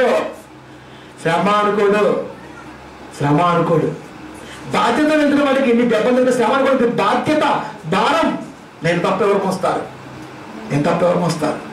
ఇది నీకు అర్థమైతే దేవుని పిల్లరా, సువార్త కొరకు వెళ్తున్నాడు. ఇప్పుడు శ్రమలో ఉన్నాడు. శ్రమలో ఉన్న ఆయన సువార్తను ప్రకటించకపోతే శ్రమ అన్నాడు అంటే ఆ శరీర సంబంధమైన శ్రమలు కావు. అలా చూడలేదు ఆయన, అలా చూడాల. పౌలు గారు ముందు చెప్పాం ఒకసారి, దాన్ని చూడలేదు ఆయన. కేవలం చూసిందల్లా స్వార్థ కొరకే. ఏ పిల్ల, ఏ బిడ్డ, ఏ తల్లి, ఏ చెల్లి నమ్మి సంఘానికి వస్తే ఏ వాక్యం చెబితే ఆ తల్లి ఆలోచిస్తుంది. అది ఆయన బాధం, అది ఆయన శ్రమ. మరి ఓడబడితే శ్రమ కాదా? ముమ్మారు దెబ్బతింటే శ్రమ కాదా? ఇన్నిసార్లు ప్రమాద గడికలు ఉంటే బాధ కదా? ఇవేమి బాధ కాదు, ఇవేమి బాధ కాదు. అంటే శరీరానికి తగిలిన బాధ కాదు. సువార్త రోగం కొరకు చెప్పడం కొరకు. మనకైతే గట్టిగా జరుగు చేసిన జరుగుకి రాలేవా? తలనొప్పికి రాలేవా? జరుగు వాడు తగ్గిపోదు. జరుగు చేసినా రావు, తలనొప్పి వచ్చినా రావు, పెక్కలు నొప్పి పెట్టినా రావు, ముందు కూర్చుకున్నా రావు. మరి ఎప్పుడు వస్తాం? అన్నీ మంచిగుండి అప్పుడు వస్తాం. అది ఆదివారం పూట ఇంట్లో మళ్ళీ కట్టుకున్నాం. అదే ఇంటి వాతావరణం లేదా ఆ రోజు కూడా మన వస్తాం. ఆ రోజు మనకు ఎందుకంటే ఇట్లా బాగాలేదక్క, ఇట్లా బాగా అంటే అన్నీ బాగుంటే వస్తావా లేకపోతే రావా? అక్కడ కూడా ఆయన అంతే అంటాడు, ఇవన్నీ ఉంటేనే ఆడ వస్తావు లేకపోతే రావంటాడు ఆయన. ఇక్కడికి వచ్చినా రాకపోయినా అక్కడ మాత్రం ప్లేస్ లేదు. అసలుకి బ్రతుకున్న కాలంలో ఏ బాధని బాధగా తీసుకోవద్దు. ఏదైనా బాధ కలిగితే దేవుళ్ళో పెట్టు, దేవుళ్ళకి వచ్చి అడుగు, నాయన ఈ బాధ ఉంది ఏంటిది ఒకసారి ఆలోచించి నా గురించి ఇలా ప్రార్థన చేయాలి. కానీ నీ ఎంత నువ్వే మాత్రమా పైపెచ్చు నేనే దేవుడిని అంటాడు ఒక మూర్ఖుడు. వాడు దేవుడా? వాడాడు దేవుడు. బ్రేక్ పడితే దేవుడు నేను అంటాడని యేసు ప్రభు వారే చెప్పుకోలేదండి బతికున్నప్పుడు. నా తండ్రి అయినా దేవుడిని చెప్పుకున్నాడు తప్ప నేను దేవుడిని చెప్పలా. నేను దేవుడిని ఎప్పుడు చెప్పాడు తెలుసా? ఆయన వాక్యం స్థిరపరుస్తున్నప్పుడు, సంఘ బిడ్డలంతా స్థిరపాటు కలిగి ఉన్నప్పుడు, మూర్ఖ జనం ఎక్కువైతున్నప్పుడు ఎప్పుడు యుద్ధం చేయాలి కనుక అనేక సందర్భాల్లో నేను దేవుణ్ణి అని చెప్పుకోవడం జరిగింది. తెలుసా? భూలోకానికి వచ్చినప్పుడు నేను దేవకుమారుని చెప్పాలయన, వడ్లవాణి కుమారుడు ఎందుకన్నా ఆయన చెప్పుకోలేదు. ఆయన ప్రారంభ కాలంలో అందరూ వడ్లవాణి కొడుకు వడ్లవాణి కుమారుని అంటున్నప్పుడు నేను దైవ కుమారుని ఎందుకు చెప్పలా? చెబుదాం, టైం వచ్చింది, చెప్పాలి టైం వచ్చినప్పుడు. కనుక మన దేవుని పిల్లల స్థిరపరుస్తున్న వాక్యాన్ని సమాజంలోకి తీసుకెళ్తున్నప్పుడు శిష్యులు తయారు చేసుకొని సంఘంలోకి వాక్యాన్ని పంపిస్తున్న విధానంలో దేవుణ్ణి మీరు కూడా దైవములే చెప్పాడు ఆయన. నేనే కాదు, మీరు కూడా దైవములే. వాక్యం ఎవరికి వచ్చిన వారే. వాక్యానికి వస్తే నువ్వు కూడా దేవుడివే. వస్తే కదా దేవుడు అవడానికి, వస్తే కదా. ప్రియమైన దేవుని పిల్లలు మీరు ఆలోచించగలరా? భారము అంటే అది చర్చిలో వేసుకుని ఈ భారం కాదు. చర్చి రానప్పుడు భారం అవుతుంది. బాధ్యత విస్మరిస్తే ప్రమాద గడికలకి నీ ఆత్మ వెళ్ళిపోతే ఆ తర్వాత పిల్లలకు సాట, పిల్లలకు సాట, భక్తకు సాట గిలగిల పాటగా చెట్టుకొకరు పొట్టకొకరై అనాథులై అరిచే రోజు. ఏ రోజు అది? తీర్పు తెచ్చే రోజు. శ్రమ నుంచి విడిపించే నాడులే. కుటుంబం మొత్తం పరలోకాన్ని సంపాదించుకుని ఎంత బాగుంటుంది. వన్ అండ్ ఓన్లీ ఒకే ఒక కుటుంబం పరలోకాన్ని సంపాదించుకుంటే ప్రారంభ కాలంలో అది నోవాహు కుటుంబం. తన కుటుంబం మొత్తం పరలోకం ఉందండి. మా తర్వాత కనపట్లే, ఇంకెక్కడ కనపట్ల. ఆ తర్వాత యేసు కుటుంబం కనపడుతుంది. మళ్ళీ తర్వాత యేసు ప్రభు తమ్ముళ్ళు, చెల్లెలు, తండ్రి అంగీకరించి వాళ్ళు కూడా బ్రతికారు కాబట్టి మళ్ళీ ఆ కుటుంబం కనపడుతుంది. ఇంకా ఏ కుటుంబం కనపట్లేదు కదా. మన కుటుంబం దగ్గరకు వచ్చింది. మరి మన కుటుంబంలో మనం ఏడున్నాం, మన పిల్లలు ఏడున్నారు, మన పిల్లల పరిస్థితి ఏడుందే చెప్పదు. ఇవన్నీ ఎదురైన రోజున ఖచ్చితంగా తట్టుకొని ఫేస్ చేయాలి. ఏప్రిల్ రాసిన పత్రిక 11వ అధ్యాయము 36, 37, 35 వచనములో మరికొందరు తిరస్కారములను, కొరడా దెబ్బలను, తిరస్కారములు, కొరడా దెబ్బలు. తిరస్కారం అంటే చెదరించుకోవటం. సత్యవాక్యం ఊరిలోకి వెళ్తే చెదరించుకోవటం, అది చెదరించుకోవటం. దాన్ని తిరస్కారములు, కొరడా దెబ్బలను, బంధకములను ఖైదును అందించేది, బంధకములు ఖైదులు అందించేది. తర్వాత రాళ్లతో కొట్టబడింది, రంపాలతో కోయబడ్డది, శోధింపబడింది, ఖడ్గముతో చంపబడింది. గొర్రె చర్మములు మేక చర్మములను వేసుకుని దరిద్రులై ఉండి శ్రమపడి హింస పొందుచు అడవులలోను కొండల్లోను గుహల్లోను సొరంగములోను తిరుగుచు సంచరించుండేది. అట్టి వారికి ఈ లోకము యోగ్యమైనది కాదు. ఇది వాళ్ళకి మంచిది కాదు. ఈ లోకం మంచిది వాళ్ళకి కాదు. మనకైతే బాగా ఇష్టం ఈ లోకం, మనకు బాగా ఇష్టం ఈ లోకం. ఎట్టి వారికి, సువార్త కొరకు బ్రతికే వారికి లోకం యోగ్యమైనది కాదు. ఈ లోకం యోగ్యమైనది కాదు, యోగ్యమైనది కానిది ఈ లోకము సువార్త కొరకు బ్రతికే వాడికి. మనకు అన్ని యోగ్యమే, ఈ లోకం యోగ్యమే. అంటే మనకిష్టం ఈ లోకం, కానీ ఇలా బ్రతికే వాడికి మాత్రం ఇష్టం ఉండదు. వాడు లోకంలో బ్రతుకుతున్నా లోకం వైపు చూడ. అబ్రహాముకి ఎంత వస్తుందండి, ఎంత వస్తుంది? కనాను దేశం 6 ఎకరం పొలం ఉంటూ కూడా లెక్క చేస్తామండి మనం. అసలుకి లెక్క చేస్తాం. చివరికి అయ్యగారిని కూడా శాసిస్తాం సిటికేసి. అయ్యగారికి సిటికేసామంటే నీ బ్రతుకు చివిడిపోద్ది. చిటికి గురించి చెప్తాను నీకు ఒకసారి వాక్యాన్ని. సిటికేసారు బైబిల్లో. ఒక సంఘ కాపరి ముందు, రోషం కలిగిన దైవజనుల ముందు సిటికేస్తే నీ బ్రతుకు నరం తెగిపోద్ది. తెలుసా? నరాలు విరిచేటప్పుడు నీ బాబు చెడుకుంటావా? తీవ్ర బైబిల్ హేబ్రూ గ్రంథం 10వ అధ్యాయము 11వ వచనము చూడు ఒకసారి.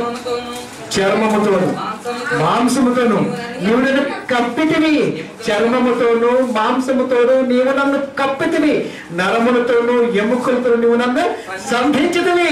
సంధించడం అంటే బంధించేది. బంధించాడు, లాగితే తెగుచ్చి ధ్యానించాలకి. తెలుసా? సిటికేయాలంటే నరం సహకరించాలి. దేవుడు నరాన్ని, చాలా మందికి పెరాలసిస్ వస్తుంటుంది. ఎందుకు తెలుసా? విపరీతమైన దైవ వ్యతిరేకత, పెరాలసిస్. దేవుడు మెచ్చని బ్రతకది. ఎందుకు వస్తుంది అనుకుంటున్నారు మీరు? పెరాలసిస్ నరాన్ని సంధించాడు, లాగితే ఎక్కడ చేయంతే ఎట్టుంటుంది జీవితాంతం ఇప్పగలిగిన నిదర్శనం. సిటికంటే ఏమనుకుంటున్నారు మీరు? అభివృద్ధి కింద నుంచి పైదాకా వాక్యానికి ఉన్న పవర్ మనిషికి అర్థం కాదు. తెలుసా మీకు? కనుక ప్రియమైన దేవుని వాళ్ళారా, దేవుడు కలిగించిన ఈ దేహం సాష్టాంగపడి నమస్కారం చేయాలి తప్ప దేవుడికి వ్యతిరేక ధోరణిలో ఏ పార్టీ కనబడకూడదు. అలా కనబడితే కనబడకుండా పోద్ది ప్రతిదీ కూడా. కనుక ప్రియమైన దేవుని పిల్లరా, అట్టి వారికి, అంటే దేవుడి కొరకు శ్రమలు అనుభవించి పెరుగుతున్న వాడికి ఈ లోకము యోగ్యమైనది కాదు. మనకెందుకు యోగ్యమైంది? మరి మనం కూడా సంఘంలో ఉంటున్నాం, దేవుడి మాటలు పెట్టున్నాం, ఎక్కడ పోయినా ఎక్కడ బాధ పెట్టినా పురోగతి పోతుంటాం. మరి మనకెందుకు? చచ్చిపోయినప్పుడు మాత్రం చెప్తాడు, అది ఇది మన కాదు నైనా పరదేశులము ప్రియులారా, పరమిది కాదు ఇప్పుడు అని. బతుకున్నప్పుడు వాక్యం ఎందుకు చెప్పడం? బతుకున్నప్పుడు ఈ దేశం మనది కాదని, ఈ రాష్ట్రం మనది కాదని, నువ్వు ఉంటున్న ఊరు నీది కాదని, నువ్వు ఉంటే ఇల్లు కూడా నీది కాదని, ఇంటి నువ్వు కట్టుకున్నా చనిపోతే పందిర్లు పండ పెడతారు. ఇప్పుడు నువ్వు ఆలోచించు నీ స్టేజ్ ఆనందం. బతుకున్నప్పుడు సోమల మీద పండావు, చచ్చిపోయినాక పొట్టు మీద పడుతూ అది పందిరేసి ఇంట్లో పెట్టుకోవచ్చు కదా. నువ్వే కట్టుకుందా? డబల్ బెడ్రూమ్ నువ్వే కట్టుకున్నావు, త్రిబుల్ బెడ్రూమ్ నువ్వే కట్టుకున్నావు కదా, ఏసీ నువ్వే పెట్టుకున్నావు కదా. ఏసీని ఎందుకు పెట్టరు? నిన్ను పెడతారు, బాక్స్ చేసి పెడతారు. దాంట్లో నీ బతుకు నువ్వు లేకపోతే బయట అదేదో నా బతుకంతా బయటనే బతుకున్నప్పుడు అనుకుంటే ఎంత బాగుంటుంది అబ్బా. ఎవడు ఎంత బాగుంటుంది చెప్పండి. ఇవన్నీ మనం నేర్పలేదరా. కష్టపడి రెక్కల ముక్కలు తీసి ఇల్లు కట్టుకున్నా చచ్చిపోతే నేను పెట్టేది బయటే. ఎందుకు? మళ్ళీ కదిలిపోతే ఇంత స్మెల్ వచ్చేదో, మనిషి వాసన భరించలేనిది. ఆ స్మెల్ అంతా బతుకుడు భరించలేడు. బతుకున్నప్పుడు మా నాన్న ఎప్పుడు వస్తాడు, మా ఆయన ఎప్పుడు వస్తాడు, ఆయన ఎప్పుడు వస్తాడు వాసన. చనిపోయిన తర్వాత కంపొచ్చేస్తున్నాడు, తీసే. ఏ ప్రపంచంలో ఎవడు చనిపోయినా ఆడే పెడతారు బయటే. అంటే అర్థం సార్, నువ్వు బయటోడివి కానీ అర్థం. మరి నువ్వు బయటోడు అయితే నీ అన్నవాడు ఎవరు? నువ్వు బయటవాడివి. మరి నీ అన్నవాడు ఎవరు? నీ కొరకు ముందు సువార్త కొరకు ప్రాణం పెట్టి చనిపోయి పరదేశులుగా పితరులుగా కనబడుతున్నారే వాళ్ళు పితరులు, నీవారు. నువ్వు కలిగి ఉన్న కుటుంబ వాళ్ళు నీవారు కాదు. కొద్ది కాలం అంతే, ఏదో పంచుకోవడం కూడా ఉన్నటువంటి క్యారెక్టర్లు ఇదంతా సపోర్ట్నెస్. ప్రియమైన దేవుని పిల్లారా, మీరు ఆలోచించండి. ఇప్పుడు ఎలుక ద్వారా మనం ప్రవేశిస్తున్న మనిషికి రికమెండేషన్ చేయాలి. మళ్ళా మా అబ్బాయికి మెడికల్ సీటు, మా అబ్బాయికి యూనివర్సిటీ హాస్టల్లో సీటు కావాలి, కుదరం. పరలోక ప్రయాణానికి ఏ రికమెండేషన్ కలగదో దేవుడి యొక్క ఉద్దేశాలు ఉంటే తప్ప. అట్టి వరకు ఈ లోకం యోగ్యమైనది కాదు అని మాట్లాడుతున్నాడు. మరి మనకెందుకు యోగ్యమైనది? కొరింథీయులకు రాసినటువంటి మొదటి పత్రిక 9వ అధ్యాయము 26, 27 ముగిస్తాను. కాబట్టి నేను గురి చూడని వాని వలె పరిగెత్తు వాళ్ళను కాను. నేను పరిగెడుతున్నానంటే గురి చూసే పరిగెడుతున్నా, లక్ష్యం వైపు పరిగెడుతున్నా. ఎలా పెడితే అలా పరిగెత్తేవాడిని కాదు అని మాట్లాడుతున్నాడు ఆయన. పరిగెత్తేవాడిని కాను, గాలికి కొట్టినట్లు నేను పోట్లాడలేదు. గాలికి కొట్టినట్లు, ఎవరు లేకుండా గాలిలో కొట్టుకుంటే ఏనాము అంత ఏమంటారు దాన్ని? ఏమంటారు చెప్పండి? ఎవరు ఉండరు ఎదురు. గ్రాఫిక్ సినిమా వాళ్ళు అడుగు చేస్తారు, వాడు ఎదురుకి ఎవరో ఉండరు, వాడు అప్పుడే గాలి కొట్టుకుంటాడు. ఆ తర్వాత ఇంకొక చూపుతాడు, వాడు కూడా తెగినట్టుగా మన ముందు పడ్డట్టుగా గిరగిరాలు ఆడుతుంది. అక్కడ వాడు ఇక్కడ ఏంటంటారు? మాయ, సినీ మాయ, జన మాయ, బ్రతుకు మాయ. ఇది కూడా ఎవరు ఉండరు అలా. అది చెప్తున్నాడు ఆయన. కాబట్టి నేను గురి చూడని వాని వల్లే పరిగెత్తే వాడను కాను. అంటే నేను గురి చూసి పరిగెత్తుతున్నా. ఎలా పరిగెడితే గమ్యం చేరుతా నాకు తెలుసు. ఎలా పరిగెడితే గమ్యం తెలుసు. పోలీసు వారి రిక్రూట్మెంట్ జాబ్ సిస్టంలో పరిగెత్తడం ఒకటి ఉంటుంది. 100 మీటర్ల పరుగు ఉంటుంది. 100 మీటర్ల పరుగు ఎవరు తక్కువ సమయంలో పరిగెత్తితే సెకండ్ వ్యవధిలో వాడికి మ్యాక్సిమంగా ఫిట్ కింద లెక్కేసుకుంటారు. ఫిట్ కింద 100 మీటర్లు చాలా మంది 9 సెకండ్లు, 8 సెకండ్లు, 7 సెకండ్లు, ఇంకా హార్ట్ స్పీడ్ వెళ్ళేవాడు 5 సెకండ్లు, 100 మీటర్లు అంత స్పీడ్ వెళ్తుంటాడు. అంటే పరిగెత్తటం జాబ్ వచ్చేంత వరకు పరిగెత్తాడు. జాబ్ వచ్చినాక ఏదో పెంచుతాడు అంతే పరిగెత్తకుండా. చూడండి, మీరు పోలీసులు ఎంటర్ అయినప్పుడు స్లిమ్గా ఎంత బాగుంటాడు. జస్ట్ 45 ఉంటుంది, నడువు వచ్చేసి 28 ఉంటుంది, 30 ఉంటుంది. ఇంకా వాడు కావాల్సిన కొలత ఉంటాయి బాడీలో. పోలీస్ డిపార్ట్మెంట్కి వచ్చినాక కాస్త కోస్త తినటం మరగిన తర్వాత ఇదేమో 42 వచ్చింది, ఇదేమో 36 వెళ్ళిపోతుంది, ఇదేమో 3 మీటర్లు ముందుకు వచ్చింది. ఇప్పుడు ఆయాస పడుకుంటూ గవర్నమెంట్ సొమ్ము తింటా ఉండటం అంతే. ఈ సంఘ కాపురం ఉద్దేశం కూడా అదే. వచ్చేటప్పుడు చాలా భేదగా వస్తాడు. మళ్ళీ అంటే భగవాన్ దొరుకుతారుగా శారదీశ వాళ్ళ అయ్యగారిని ప్రేమతో ఆ కొంపలో నడువులు ఉంటాడు. ఆ కొంపతో పాటు ఇంకో 4 కొంపలు తగులుతాయి. సంఘాన్ని ఏర్పాటు చేసుకుంటున్నాడు. ఇప్పుడు ఈ కొంపలు ఎలాగే ఉంటాయి, నీ పక్కన బిల్డింగ్ కడతాడు. నేను 1000 ముగ్గురు ప్రార్థిస్తే దేవుడు నాకు ఈ స్థలాన్ని చూపించాడమ్మా. ఇవి మరి మీకేదో చూపించరా? అదే మీద ఒక ప్రార్థన చేయలేనా? 2 అంతస్తులు వాడు కట్టాడే నీ వెనకాల వచ్చి, మరి నువ్వెందుకు కట్టుకోలేకపోయావు? నువ్వెందుకు ఇంకా ఆడే ఉన్నావు? రేకుల్లోనే ఉన్నావు, ఇటుకలోనే ఉన్నావు, వాటిలోనే ఉన్నావు. మరి నువ్వు శాంతించిన వాడు ఎందుకు అంతగా పెరిగాడు? ఇలా అని ఒకనంటే మా అయ్యగారు నన్ను అందుకు నేను వచ్చి మానేశాను. ఎవరు రమ్మంటే బిజినెస్ చేస్తానా? కానీ నేను వ్యాపారం చేస్తానా? నువ్వు ఇచ్చే ముష్టి కానుక సువార్తకే వాడుతున్నా. నువ్వు ఎంత తెలుసు కానుక, దాని దేవుడు ముష్టి అన్నాడు. నీ కానుక నాకు ఎందుకు అవసరం? నేను పని చేస్తే 100 రెట్లు సంపాదించగలను. నువ్వు వేసే ప్రతి రూపాయి కూడా తిరిగి మళ్ళీ ఆత్మలకే పంపిస్తున్నా. నీ అయ్యగారంటే కోపం వచ్చింది, మరి ఏమన్నాలి? ఏమన్నట్టు కోపం రాదు. అవసరమా? చేడపురుగు సంఘం నుంచి పోవటమే బెస్ట్. అవసరం అండి? ఎందుకు మళ్ళీ అనేక మందికి రోగాలు రావడానికి అది అవసరం? ఏమైనా దేవుని పిల్లలు అంటే వాక్యాన్ని ఏమన్నా పట్టించుకో. అయ్యగారు అంటే మాత్రం మేసాలు లేకపోయినా దివ్యేస్తాం. వాక్యం కంటే గొప్పడా మీ అయ్యగారు? నేను కాదా? ఎందుకు వాక్యానికి తలవంచి బ్రతుకుతున్నాం మేము? మాకు తెలుసు కనుక ఈ బ్రతుకు విలువ. నీకు తెలియదు కనుక చెప్పాలి కనుక. Straight forwards likes to God. Public మాత్రం ఇష్టపడరాదు, ఎవరిష్టం కావాలి. అందుకే కాబట్టి 1:6 మాట్లాడతారు. భిన్నమైన సువార్త, రాజ సువార్త. ఈ రెండింటి మధ్య మనిషి కొట్టుకుంటున్నాడు. ఇరుక ద్వారం, విశాల మార్గం తెలియకుండా బ్రతుకుతున్నాడు. ఏ సువార్త తెలియదు, ఏ ద్వారమో తెలియదు. మొత్తానికి బైబిల్ సూత్రం ఉంటే క్రైస్తవే. సరిపోయిందా అండి? IAS చదివినంత మాత్రం నా కలెక్టర్ అవ్వడరా? ఎగ్జామ్ పాస్ అవ్వాలి. ఎగ్జామ్లో గవర్నమెంట్ వారు రేటింగ్ చూసుకోవాలి. ఆ తర్వాత నీకు పోస్టింగ్ ఇవ్వాలి.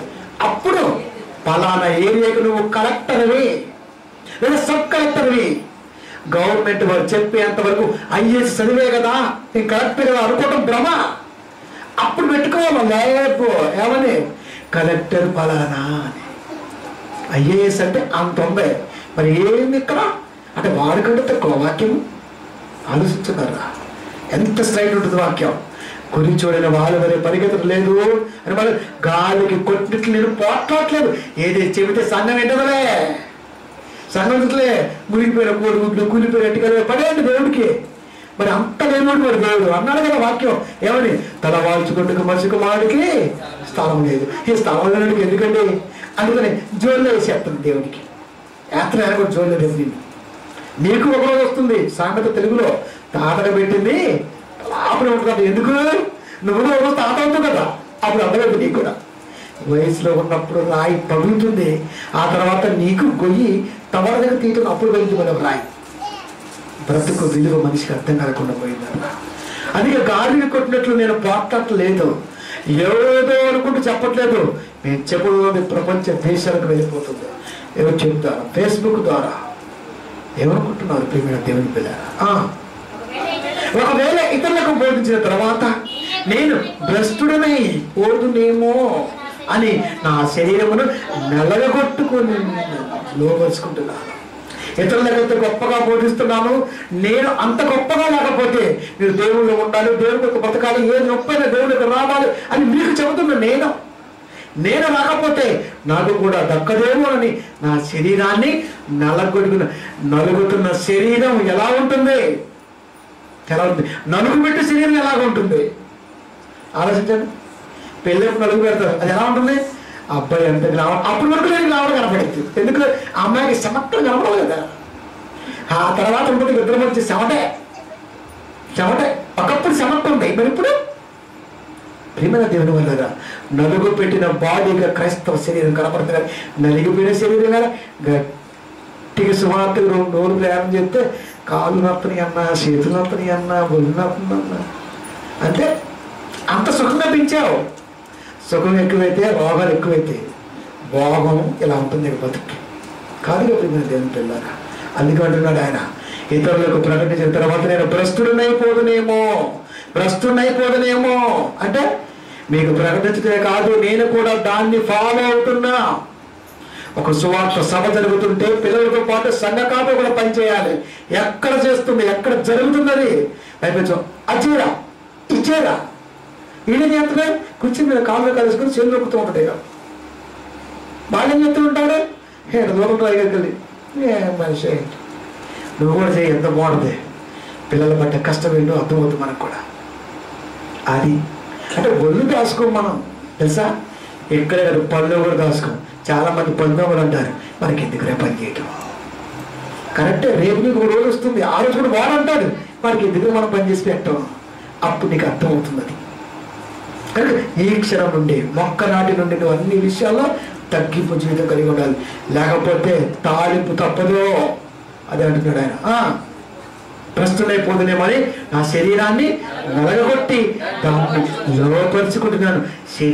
లోపరుచుకుంటున్నాను. శరీరధారి దినాల్లో యేసుక్రీస్తు వారు శరీరాన్ని లోపరుచుకున్నారు, స్థితిని లోపరుచుకున్నాడు, ఒక పేతురు లోపరుచుకున్నాడు. తర్వాత కాలంలో ఇలా దేవుడి కొరకు పలికిన భక్తులందరూ లోపరుచుకుంటున్నారు. ఈ రోజు మన అయ్యగారు గ్లామర్, హైట్, ఎంత లాభం, ఎంత బాగుండో కాబట్టి నలగటం ఏది, నలుగు పెడితే ఎలా ఉంటాడో అలా ఉంటున్నాడు. అంటే అర్థం ఏంటి, నువ్వు ఉదయం పూట పొడుకుకి వెళ్తే సాయంత్రం వచ్చేసరికి మొక్కం మారిజక్కలా కనపడింది, ఆయన మేకప్ వేసిందల్లా కనపడింది. సువార్తికుడు అంటే అదే పైపచ్చి ఆడడం మమ్మల్ని దేవుడు ఎన్నుకున్నాడండి, పిలిచాడండి. రాత్రి దేవుడు సువార్త చేయమని ఏమొచ్చని పిలిచాడురా, ఏమొచ్చని పిలిచాడు. నువ్వు 10 మందికి వెళ్తే పిలుస్తాడు, ఏమొచ్చు నీకు ఒక వ్యక్తిని పనిలోకి వెళ్ళాలంటే ఒక పని వచ్చి ఉండాలి, అప్పుడు పిలుస్తావు. అయ్యా నువ్వు రావాలి, నువ్వు కావాలని. 10 నేను పిలుస్తామండి, 10 రారా అని పిలుస్తామండి, నెట్టేస్తామంటే పక్కకి. అంటే 10 మందిలో ఉన్నది, ఇది ఏ 10 మందిలో దేవుడు పిలిచాడు? ప్రారంభ కాలంలో పిలుచుకున్నాడు, ఇప్పుడు పిలుపు లేదు. పేతురు గారు ప్రేమిస్తున్నావా, అది తప్ప అది వెళ్ళి నాకు గొర్రెలుగా పిలుచుకున్నాడు కాబట్టి ఒప్పగించాడు. ఇప్పుడు బాధ్యత వచ్చింది, నీకు బాధ్యత వచ్చేసింది. అంటే నీ అంతటా నువ్వే నడుగొట్టుకోవాలి, నీ అంతటా నువ్వే రావాలి. బాధ్యత వచ్చేసిందరా. బాధ్యత విస్మరిస్తే బ్రతుకు బద్దలైపోతుంది. ఇప్పుడు బాగానే ఉంటుంది, ఎందుకంటే మన కంటికి ఏం కనబడదు కదా, కంటికి కనబడదు ఒకటి ఉంది. అందుకని దేవుడు ఎదురు పత్రికలు 11 మాట్లాడుతూ దృశ్యమైనవి అదృశ్యమైనవి ఉన్నాయి అన్నాడు. దృశ్యమైనవి ఉన్నాయా? ఉన్నాయి. అదృశ్యమైనవి ఉన్నాయా? ఉన్నాయి. దృశ్యమైనవి కంటికి కనబడుతున్నవి, అదృశ్యమైనవి నీ మనసుకి ఈ రోజు కంటికి కనబడేట్టుగా మాట్లాడుతుంది. అది కనుక మన దేవుడు మనం శరీరాన్ని నలగొట్టుకొని దేవుడి కొరకు లోపరుచుకుంటున్నా, శరీరాన్ని లోపరుచుకుంటున్నా అంటే ఎప్పుడు దాన్ని నలగొట్టుకుంటున్నా. అది అంత నలగొట్టుకుంటే ఇరుకు ద్వారం అంటే ఏంటో అర్థమైంది, విశాల మార్గం అంటే ఏంటో అర్థమైంది. నలగొట్టుకున్న వాడికి ఎట్ట దొరుకుతండి పరలోకం? దొరకదు. లాస్ట్ మాట ఎంత భయంకరంగా ఉంటుందో ఒకసారి ఆలోచించండి. చివరి మాట తిమోతికి రాసిన 2వ పత్రిక 4వ అధ్యాయము 7-8 వచనం. మంచి పోరాటము పోరాడుతుని, నా పరుగు కడముట్టించుకుని, విశ్వాసము కాపాడుకుంటుని, గురి చూడని వాని వల్లే పరిగెత్తటం లేదు. పరుగు, నా పరుగు కాపాడుకుంటుని, నా పరుగు కడముట్టించుకుని, మంచి పోరాటము పోరాడుతుని. ఇది ఎక్కడ కనబడింది? గుడ్ ఫ్రైడే రోజు సమాధుల తోటల్లో. అప్పటి వరకు లేని ప్రేమ, దుండిని నేలతో దాన్ని కడిగి 4 పూలు చల్లి ఇలా చూస్తే అప్పుడు కనబడింది. మా నాన్న తెచ్చితే 5 ఏళ్ళు అయిపోతుంది. అప్పుడే ఏ రాయబడింది అక్కడ? మంచి పోరాటము పోరాడుతుని, నా పరుగు. ఏ రోజైనా మీ నాన్న చర్చిలోకి వెళ్ళి మోకరించి ప్రార్థన చేశాడా? బిడ్డ ఇచ్చారా? మరి మంచి పోరాటం రాయించాం. చూసే వాళ్ళకి అన్నీ ఉంటారు కదా, మేకలు వేసుకోవడానికి పొలాలు వేసుకుని వస్తారు కదా, పాపం చర్చి పోదురా అనుకోవాలి. అనుకుంటే వచ్చేది కాదు నాయన పరలోకం. చర్చిలో ఉన్నోడికి పెట్టుకోవాల్సింది, దేవుడి యొక్క బ్రతుకోవాడికి పెట్టుకోవాల్సింది ఆ పాట. ఎవరి పెడతాడు రాసేస్తారు అయ్యారు అంతే.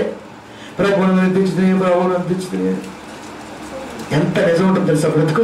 అందుకేనే యథార్థవంతుడు లోకానికి విరోధి. స్ట్రైట్గా నువ్వు చెప్పు, అసహించుకుంటారు. సమ్మగా నువ్వు చెప్పు, చేస్తారు. బాగా చెప్పావు, బాగా చెప్పారు, గుండము ముందు తోసేస్తారు. దోవ తీరిపోతుంది జీవితానికి. యేసుక్రీస్తు వారు స్ట్రైట్గా మాట్లాడితే అధికారి మాట్లాడేట్టు ఉంది, మన అయ్యగారు మాట్లాడితే లోపాయికారి మాట్లాడేట్టుగా ఉంటుంది. అందుకే నిమ్మకాయ రసం వేసి బాగా నీళ్ళు పెట్టేట్టుంటుంది. అలాంటిదే బాగా ఇష్టపడతాం మనం. ఎందుకంటే నిన్నేం అండ కదా, నిన్నేం అండవు. యేసుక్రీస్తు వారు అమ్మ ఎట్ట బతికారమ్మా, అయ్యో అంటే నువ్వు ఎడుతూ ఉంటావు, నువ్వు ఎట్ట బతకాలమ్మా అని చెప్పడు. అందుకే అంటున్నాడు ఆయన, ఇలా బతికా నేను. మంచి పోరాటము పోరాడితేని, నా పరుగు కడముట్టించింది అంటే ముగించేశారు. కడ చివరికి వచ్చేసింది. విశ్వాసము కాపాడుకుంటుంది. ఎందుకు? విశ్వాసము కాపాడుకుంటుంది. ఎందుకు? చివరి క్షణంలో కూడా అపవాదం నుండి తీసుకెళ్ళిపోతుంది. విశ్వాసం నుండి కాపాడుకుంటుంది అన్నాడంటే ఎంత కష్టపడి ఉంటాడండి మహానుభావుడు. విశ్వాసాన్ని కాపాడు. విశ్వాసం అంటే అర్థం ఏంటి? నిరీక్షింపబడి వాటి యొక్క నిజస్వరూపం. దేని కొరకు నిరీక్షణ? పరలోకం ఉన్నదని, నరకం ఉన్నదని, వేదన ఉన్నదని, బాధ ఉన్నదని, ఇరుక మార్గము విశాల మార్గము నీ ముందే ప్రజెంట్గా కనబడుతుందని. ఇదండి వాక్యం. కనుక కాపాడుకుంటుని, విశ్వాసము కాపాడుకుంటుని, ఇక మీద నా కొరకు నీతి కిరీటం ఉంచబడింది. బతుకుండగానే చెప్పిన గరుడండి. నీతి కిరీటం అంటే పరలోకం. నా తండ్రి, నీతి అనగా క్రీస్తు, నా తండ్రి పెట్టుకునే కిరీటం నాకు కూడా ఉంది. నాకు ఉంది. మరి తండ్రి వేస్తే కొడుకుదే కదా, నాకు ఉంది. ఆ దినమందు నీతి గల న్యాయాధిపతి అయిన ప్రభు, ఆ దినమందు రెండవ రాకడ తీర్పు తీరుస్తున్న ఆ దినమందు నా తండ్రి చేత ఆశీర్వదింపబడిన వాళ్ళ మీరు కుడి పక్కకి, నా తండ్రి చేత చెప్పింపబడిన వాళ్ళ మీరు ఎడమ పక్కకి. ఎందుకు? ఎప్పుడు ఆశీర్వదింపబడ్డాం? ఎప్పుడు చెప్పింపబడ్డాం? అక్కడికి వెళ్ళిపోయినాక ఆశీర్వాదాలు శాపాలు ఉండవు. అదేదో ఇక్కడే ఉంటుంది. అది ఇప్పుడే సాంబా రాసే ఇంకేది బుక్ అయిపోయింది. ఇదే అదే వాక్యం ఎదురుగా వస్తుంది. దేవుడు అనే ఘనుడు నీ డిసైడ్ చేస్తున్నాడు. ఏది మంచో ఏది చెడో చెబుతున్నాడు. దీన్ని బట్టే తీర్పు, విన్న విధానం బట్టి తీర్పు, వచ్చే సంఘ పరిస్థితిని బట్టి తీర్పు, నువ్వు వేసే కానుకను బట్టి తీర్పు, నువ్వు చేసే ప్రార్థన బట్టి తీర్పు. ఇక్కడే జరుగుతుంది. అక్కడ ఒకటే ఉంటుంది అంతే. అక్కడ ఒకటే మాట, నా తండ్రి చేత ఆశీర్వదింపబడిన వాళ్ళ మీరు కుడి పక్కకి, శపింపబడిన వాళ్ళ మీరు ఎడం పక్కకి. ఒక తీర్పుతో నీ మార్గం డిసైడ్ అవుతుంది. ఇరుకు మార్గమా విశాల మార్గమా అని ఒక్క మాటతో అయిపోతుంది. ఇన్ని మాటలు ఇప్పుడు నువ్వు కాస్త ఈ రోజు కాకపోతే మరొక రోజు మార్చుకుని దేవుళ్ళు ఉంటావేమో. మార్పు కొరకు ఇన్ని మాటలు. అక్కడ మార్పు కోరుకోడు దేవుడు, మళ్ళా మార్చడమే కోరుకుంటాడు. ఇంకా అంతే. నాయన నీ చర్చిలో ఉన్నా కదా, నీకోసం ఉన్నా కదా, నువ్వు నా చర్చిలో లేవు, నా చర్చిలో లేవు ఆ మాట అంటాడండి దేవుడు. అన్నాడండి. మత్తయి సువార్త 7వ అధ్యాయం 21వ వచనము. మత్తయి సువార్త 7వ అధ్యాయము 21వ వచనము. ప్రభువా నన్ను పిలుచుడు ప్రతివాడును పరలోక రాజ్యంలో ప్రవేశింపడు గాని పరలోకమందున నా తండ్రి చిత్త ప్రకారం చేయువాడే. ప్రభువా పిలిచేది సంఘస్థులు, సంఘ బిడ్డలు, సంఘంలో, కొన్ని కూడికలు, మరి ఆరాధనలో, ఎక్కడైనా కానీ ప్రభువా నన్ను పిలిచి ప్రతి వాడు పరలోక రాజ్యంలో ప్రవేశింపుడు కానీ పరలోకమందున నా తండ్రి చిత్తము నెరవేర్చువాడే ప్రవేశిస్తాడు. అంటే పిలిస్తే పోవు, పిలిచేంత మాత్రం పరలోకం ఇచ్చేస్తే అప్పుడు ఎన్ని పిలుపులండి. ఈ రోజు మనం ప్రార్థన మొదలు పెడితే తండ్రి నాయన ప్రభు ఏసయ్య, తండ్రి నాయన ప్రభు ఏసయ్య, మతమానికి తండ్రి నాయన ప్రభు ఏసయ్య. ప్రార్థన అయిపోయేసరికి ఒక్కసారి ఇంటికి వెళ్ళి రాసుకుంటే 2000 మాటలు కనపడతాయి. పోతావా? ఇంత స్ట్రైట్గా వాక్యం వినగలమా అండి మనం? ఏంటో ఏం అర్థం కాదు నాకు. ఎందుకు అర్థమైంది? తల్లంటే పేరు ఎందుకు అర్థమైంది? గీక్కొని సరిపోయా, ఇంకేం అర్థమైంది ఇంకా. అందుకని క్రాఫ్ వేయించుకొని, బాగా మంచి నీటి క్రాఫ్ వేయించుకొని తలస్నానం చేసి సంగతి రావాలి, అప్పుడు అర్థమైంది. తలస్నానం చేయకపోతే నీకు గీక్కోవడం ఇంకా ఏం అర్థం కాదు. ఏం చెప్పిండో ఏం పోడు. నువ్వు వింటేగా బాడీ ఏమో 7 ఉంటుంది, మైండ్ ఏమో 7 ఉంటుంది. చివరికి వాక్యం అర్థం కాదు. ఎందుకు అర్థమైతే ఛార్జింగ్ పెట్టి బయటికి వెళ్ళి ఛార్జింగ్ ఎక్కుతూ ఉంటుంది. కరెంటు పోయింది, ఎక్కదో, నువ్వు ఎక్కదో, మళ్ళీ వచ్చిన సెల్లు నెలకేసి కొట్టి ఎందుకు ఎక్కడైతే సెల్లు అన్నావు అనుకో, తప్పు ఎవరిదిరా? నీదే. ఇది కూడా అంతే. ఎంత జాగ్రత్తగా నువ్వు వాక్యంలో బ్రతకకపోతే డాగు తప్పదు. మంచి పోరాడుతుంది, నా పరువు కడముట్టించుతుంది, విశ్వాసము కాపాడుకుంటుంది, ఇక మీద నా కొరకు నీతి కిరీటం మంచిపడి ఉన్నది. ఆ దినమందు నీతి గల న్యాయాధిపతి అయిన ప్రభువు అది నాకు మాత్రమే కాకుండా తన ప్రత్యక్షతను ఆపేక్షించు ఎంతకైనా ఎవరైతే దేవుడి కొరకు ఎదురు చూస్తాడో, ప్రత్యక్షతను ఆపేక్షించు కోరుకుంటాడు. కోరుకోవడం అంటే మరణాతాన్ని పిలవడం కాదు. మరణాత అంటే ఏ ప్రభువారమ్ము త్వరగా రమ్ము అది కాదు. అక్కడ ప్రత్యక్షత అంటే కోరుకోవటం, ఆపేక్షించటం అంటే కోరుకోవటం. క్రీస్తు 2వ రాకడ కోరుకునే విధానంలో నువ్వు సిద్ధపాటు కలిగి ఉన్నావా? ఇన్ని వాక్యాలు మన మనసులో స్థిరపాటుని ఇచ్చాయా? ఇంత స్టెబిలిటీ గల వాతావరణం మన బాడీలో ఉన్నదా? ఆలోచించాలి. ఎంత ఉన్నవాడికి మాత్రమే నీతి కిరీటం దక్కుతుంది. క్రైస్తవుడు అని గోళ్ళ మీద, ఇంటి మీద, నెల మీద, చేతుల మీద, ఎక్కడ పెట్టిన బొడ్ల మీద రాసుకుంటే మాత్రం వచ్చేది కాదు. అది ఎదుటివాడికి చెప్పడం కొరకు ఉపయోగపడుతుంది. మేము క్రైస్తవుల బాబు అని చెప్పడం కొరకు ఉపయోగం. నువ్వు నా బిడ్డవి, క్రీస్తుని వెంబడించిన బిడ్డవి అని ఆయన చెప్పాలంటే ఇది వాక్యం. అందుకే మెత్తన హృదయం అనే పలక మీద వాక్యాన్ని ఎక్కడ రాయం, ఇక్కడ తప్ప ఎక్కడైనా రాస్తాం. ఇది దేవుడు ఉండేది, ఇది ఆయనకు ఇవ్వం అని మనం ఉండేవి ఎక్కడైనా రాసుకుంటే మన ఇష్టం కదా. నా ఇష్టం అంతా నా ఇష్టం.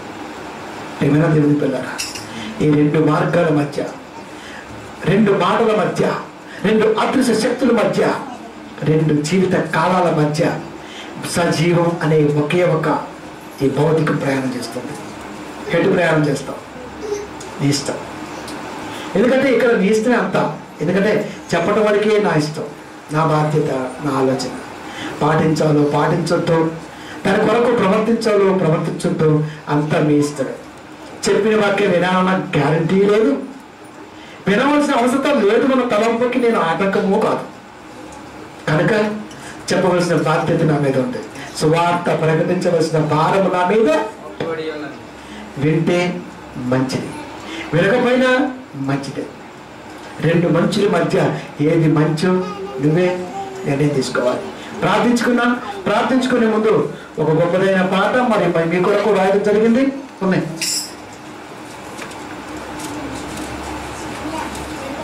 అందరూ ఒక పాట తగ్గట్టుగా పాడేటప్పుడు చెప్పటం 21st సెంచరీ సేవకుడు అంటారా, ఎదురు లేని తిరుగులేని నాయకుడు అంటారా అనే ఒక అద్భుతమైన పాట మీ కొరకు రాశాను. పాడుకుందాం. దయచేసి నాతో కొంత ఏకీభవిస్తూ ముందుకు సాగాలి. కొంచెం సాజీ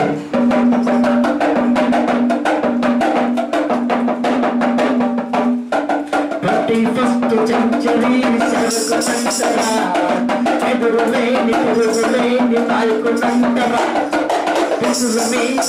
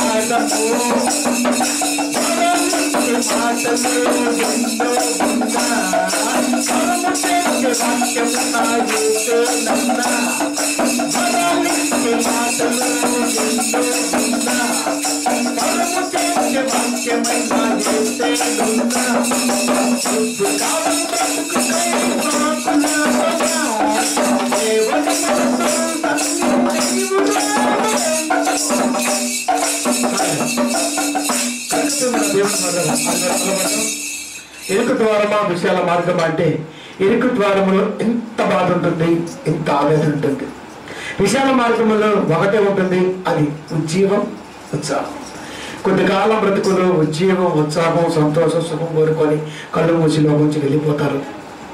కళ్ళు మూస్తే ఏం జరిగిద్దో అది దక్కిద్దో దక్కుదన్న బాధతో బ్రతుకుని దేవుళ్ళు సాగించుకుంటారు. నిర్ణయం మీదే. ప్రార్థించుకుందాం. ఆదివారం 4వ మాట, సిలువలో పలికిన యేసుప్రభు వారి 4వ మాట గురించి మాట్లాడుకుందాం, ప్రార్థించుకుందాం.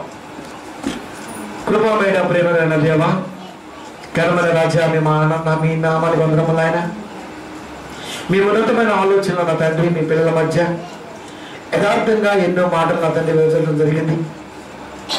మీరున్న స్టేజీ, మీరున్న స్థితి, మేముంటున్న పరిస్థితులు నా తండ్రి ఎలా ఉంటుందో బేరీజు వేసుకునే వాక్యం ద్వారా హెచ్చరిస్తూ మీరు మాకు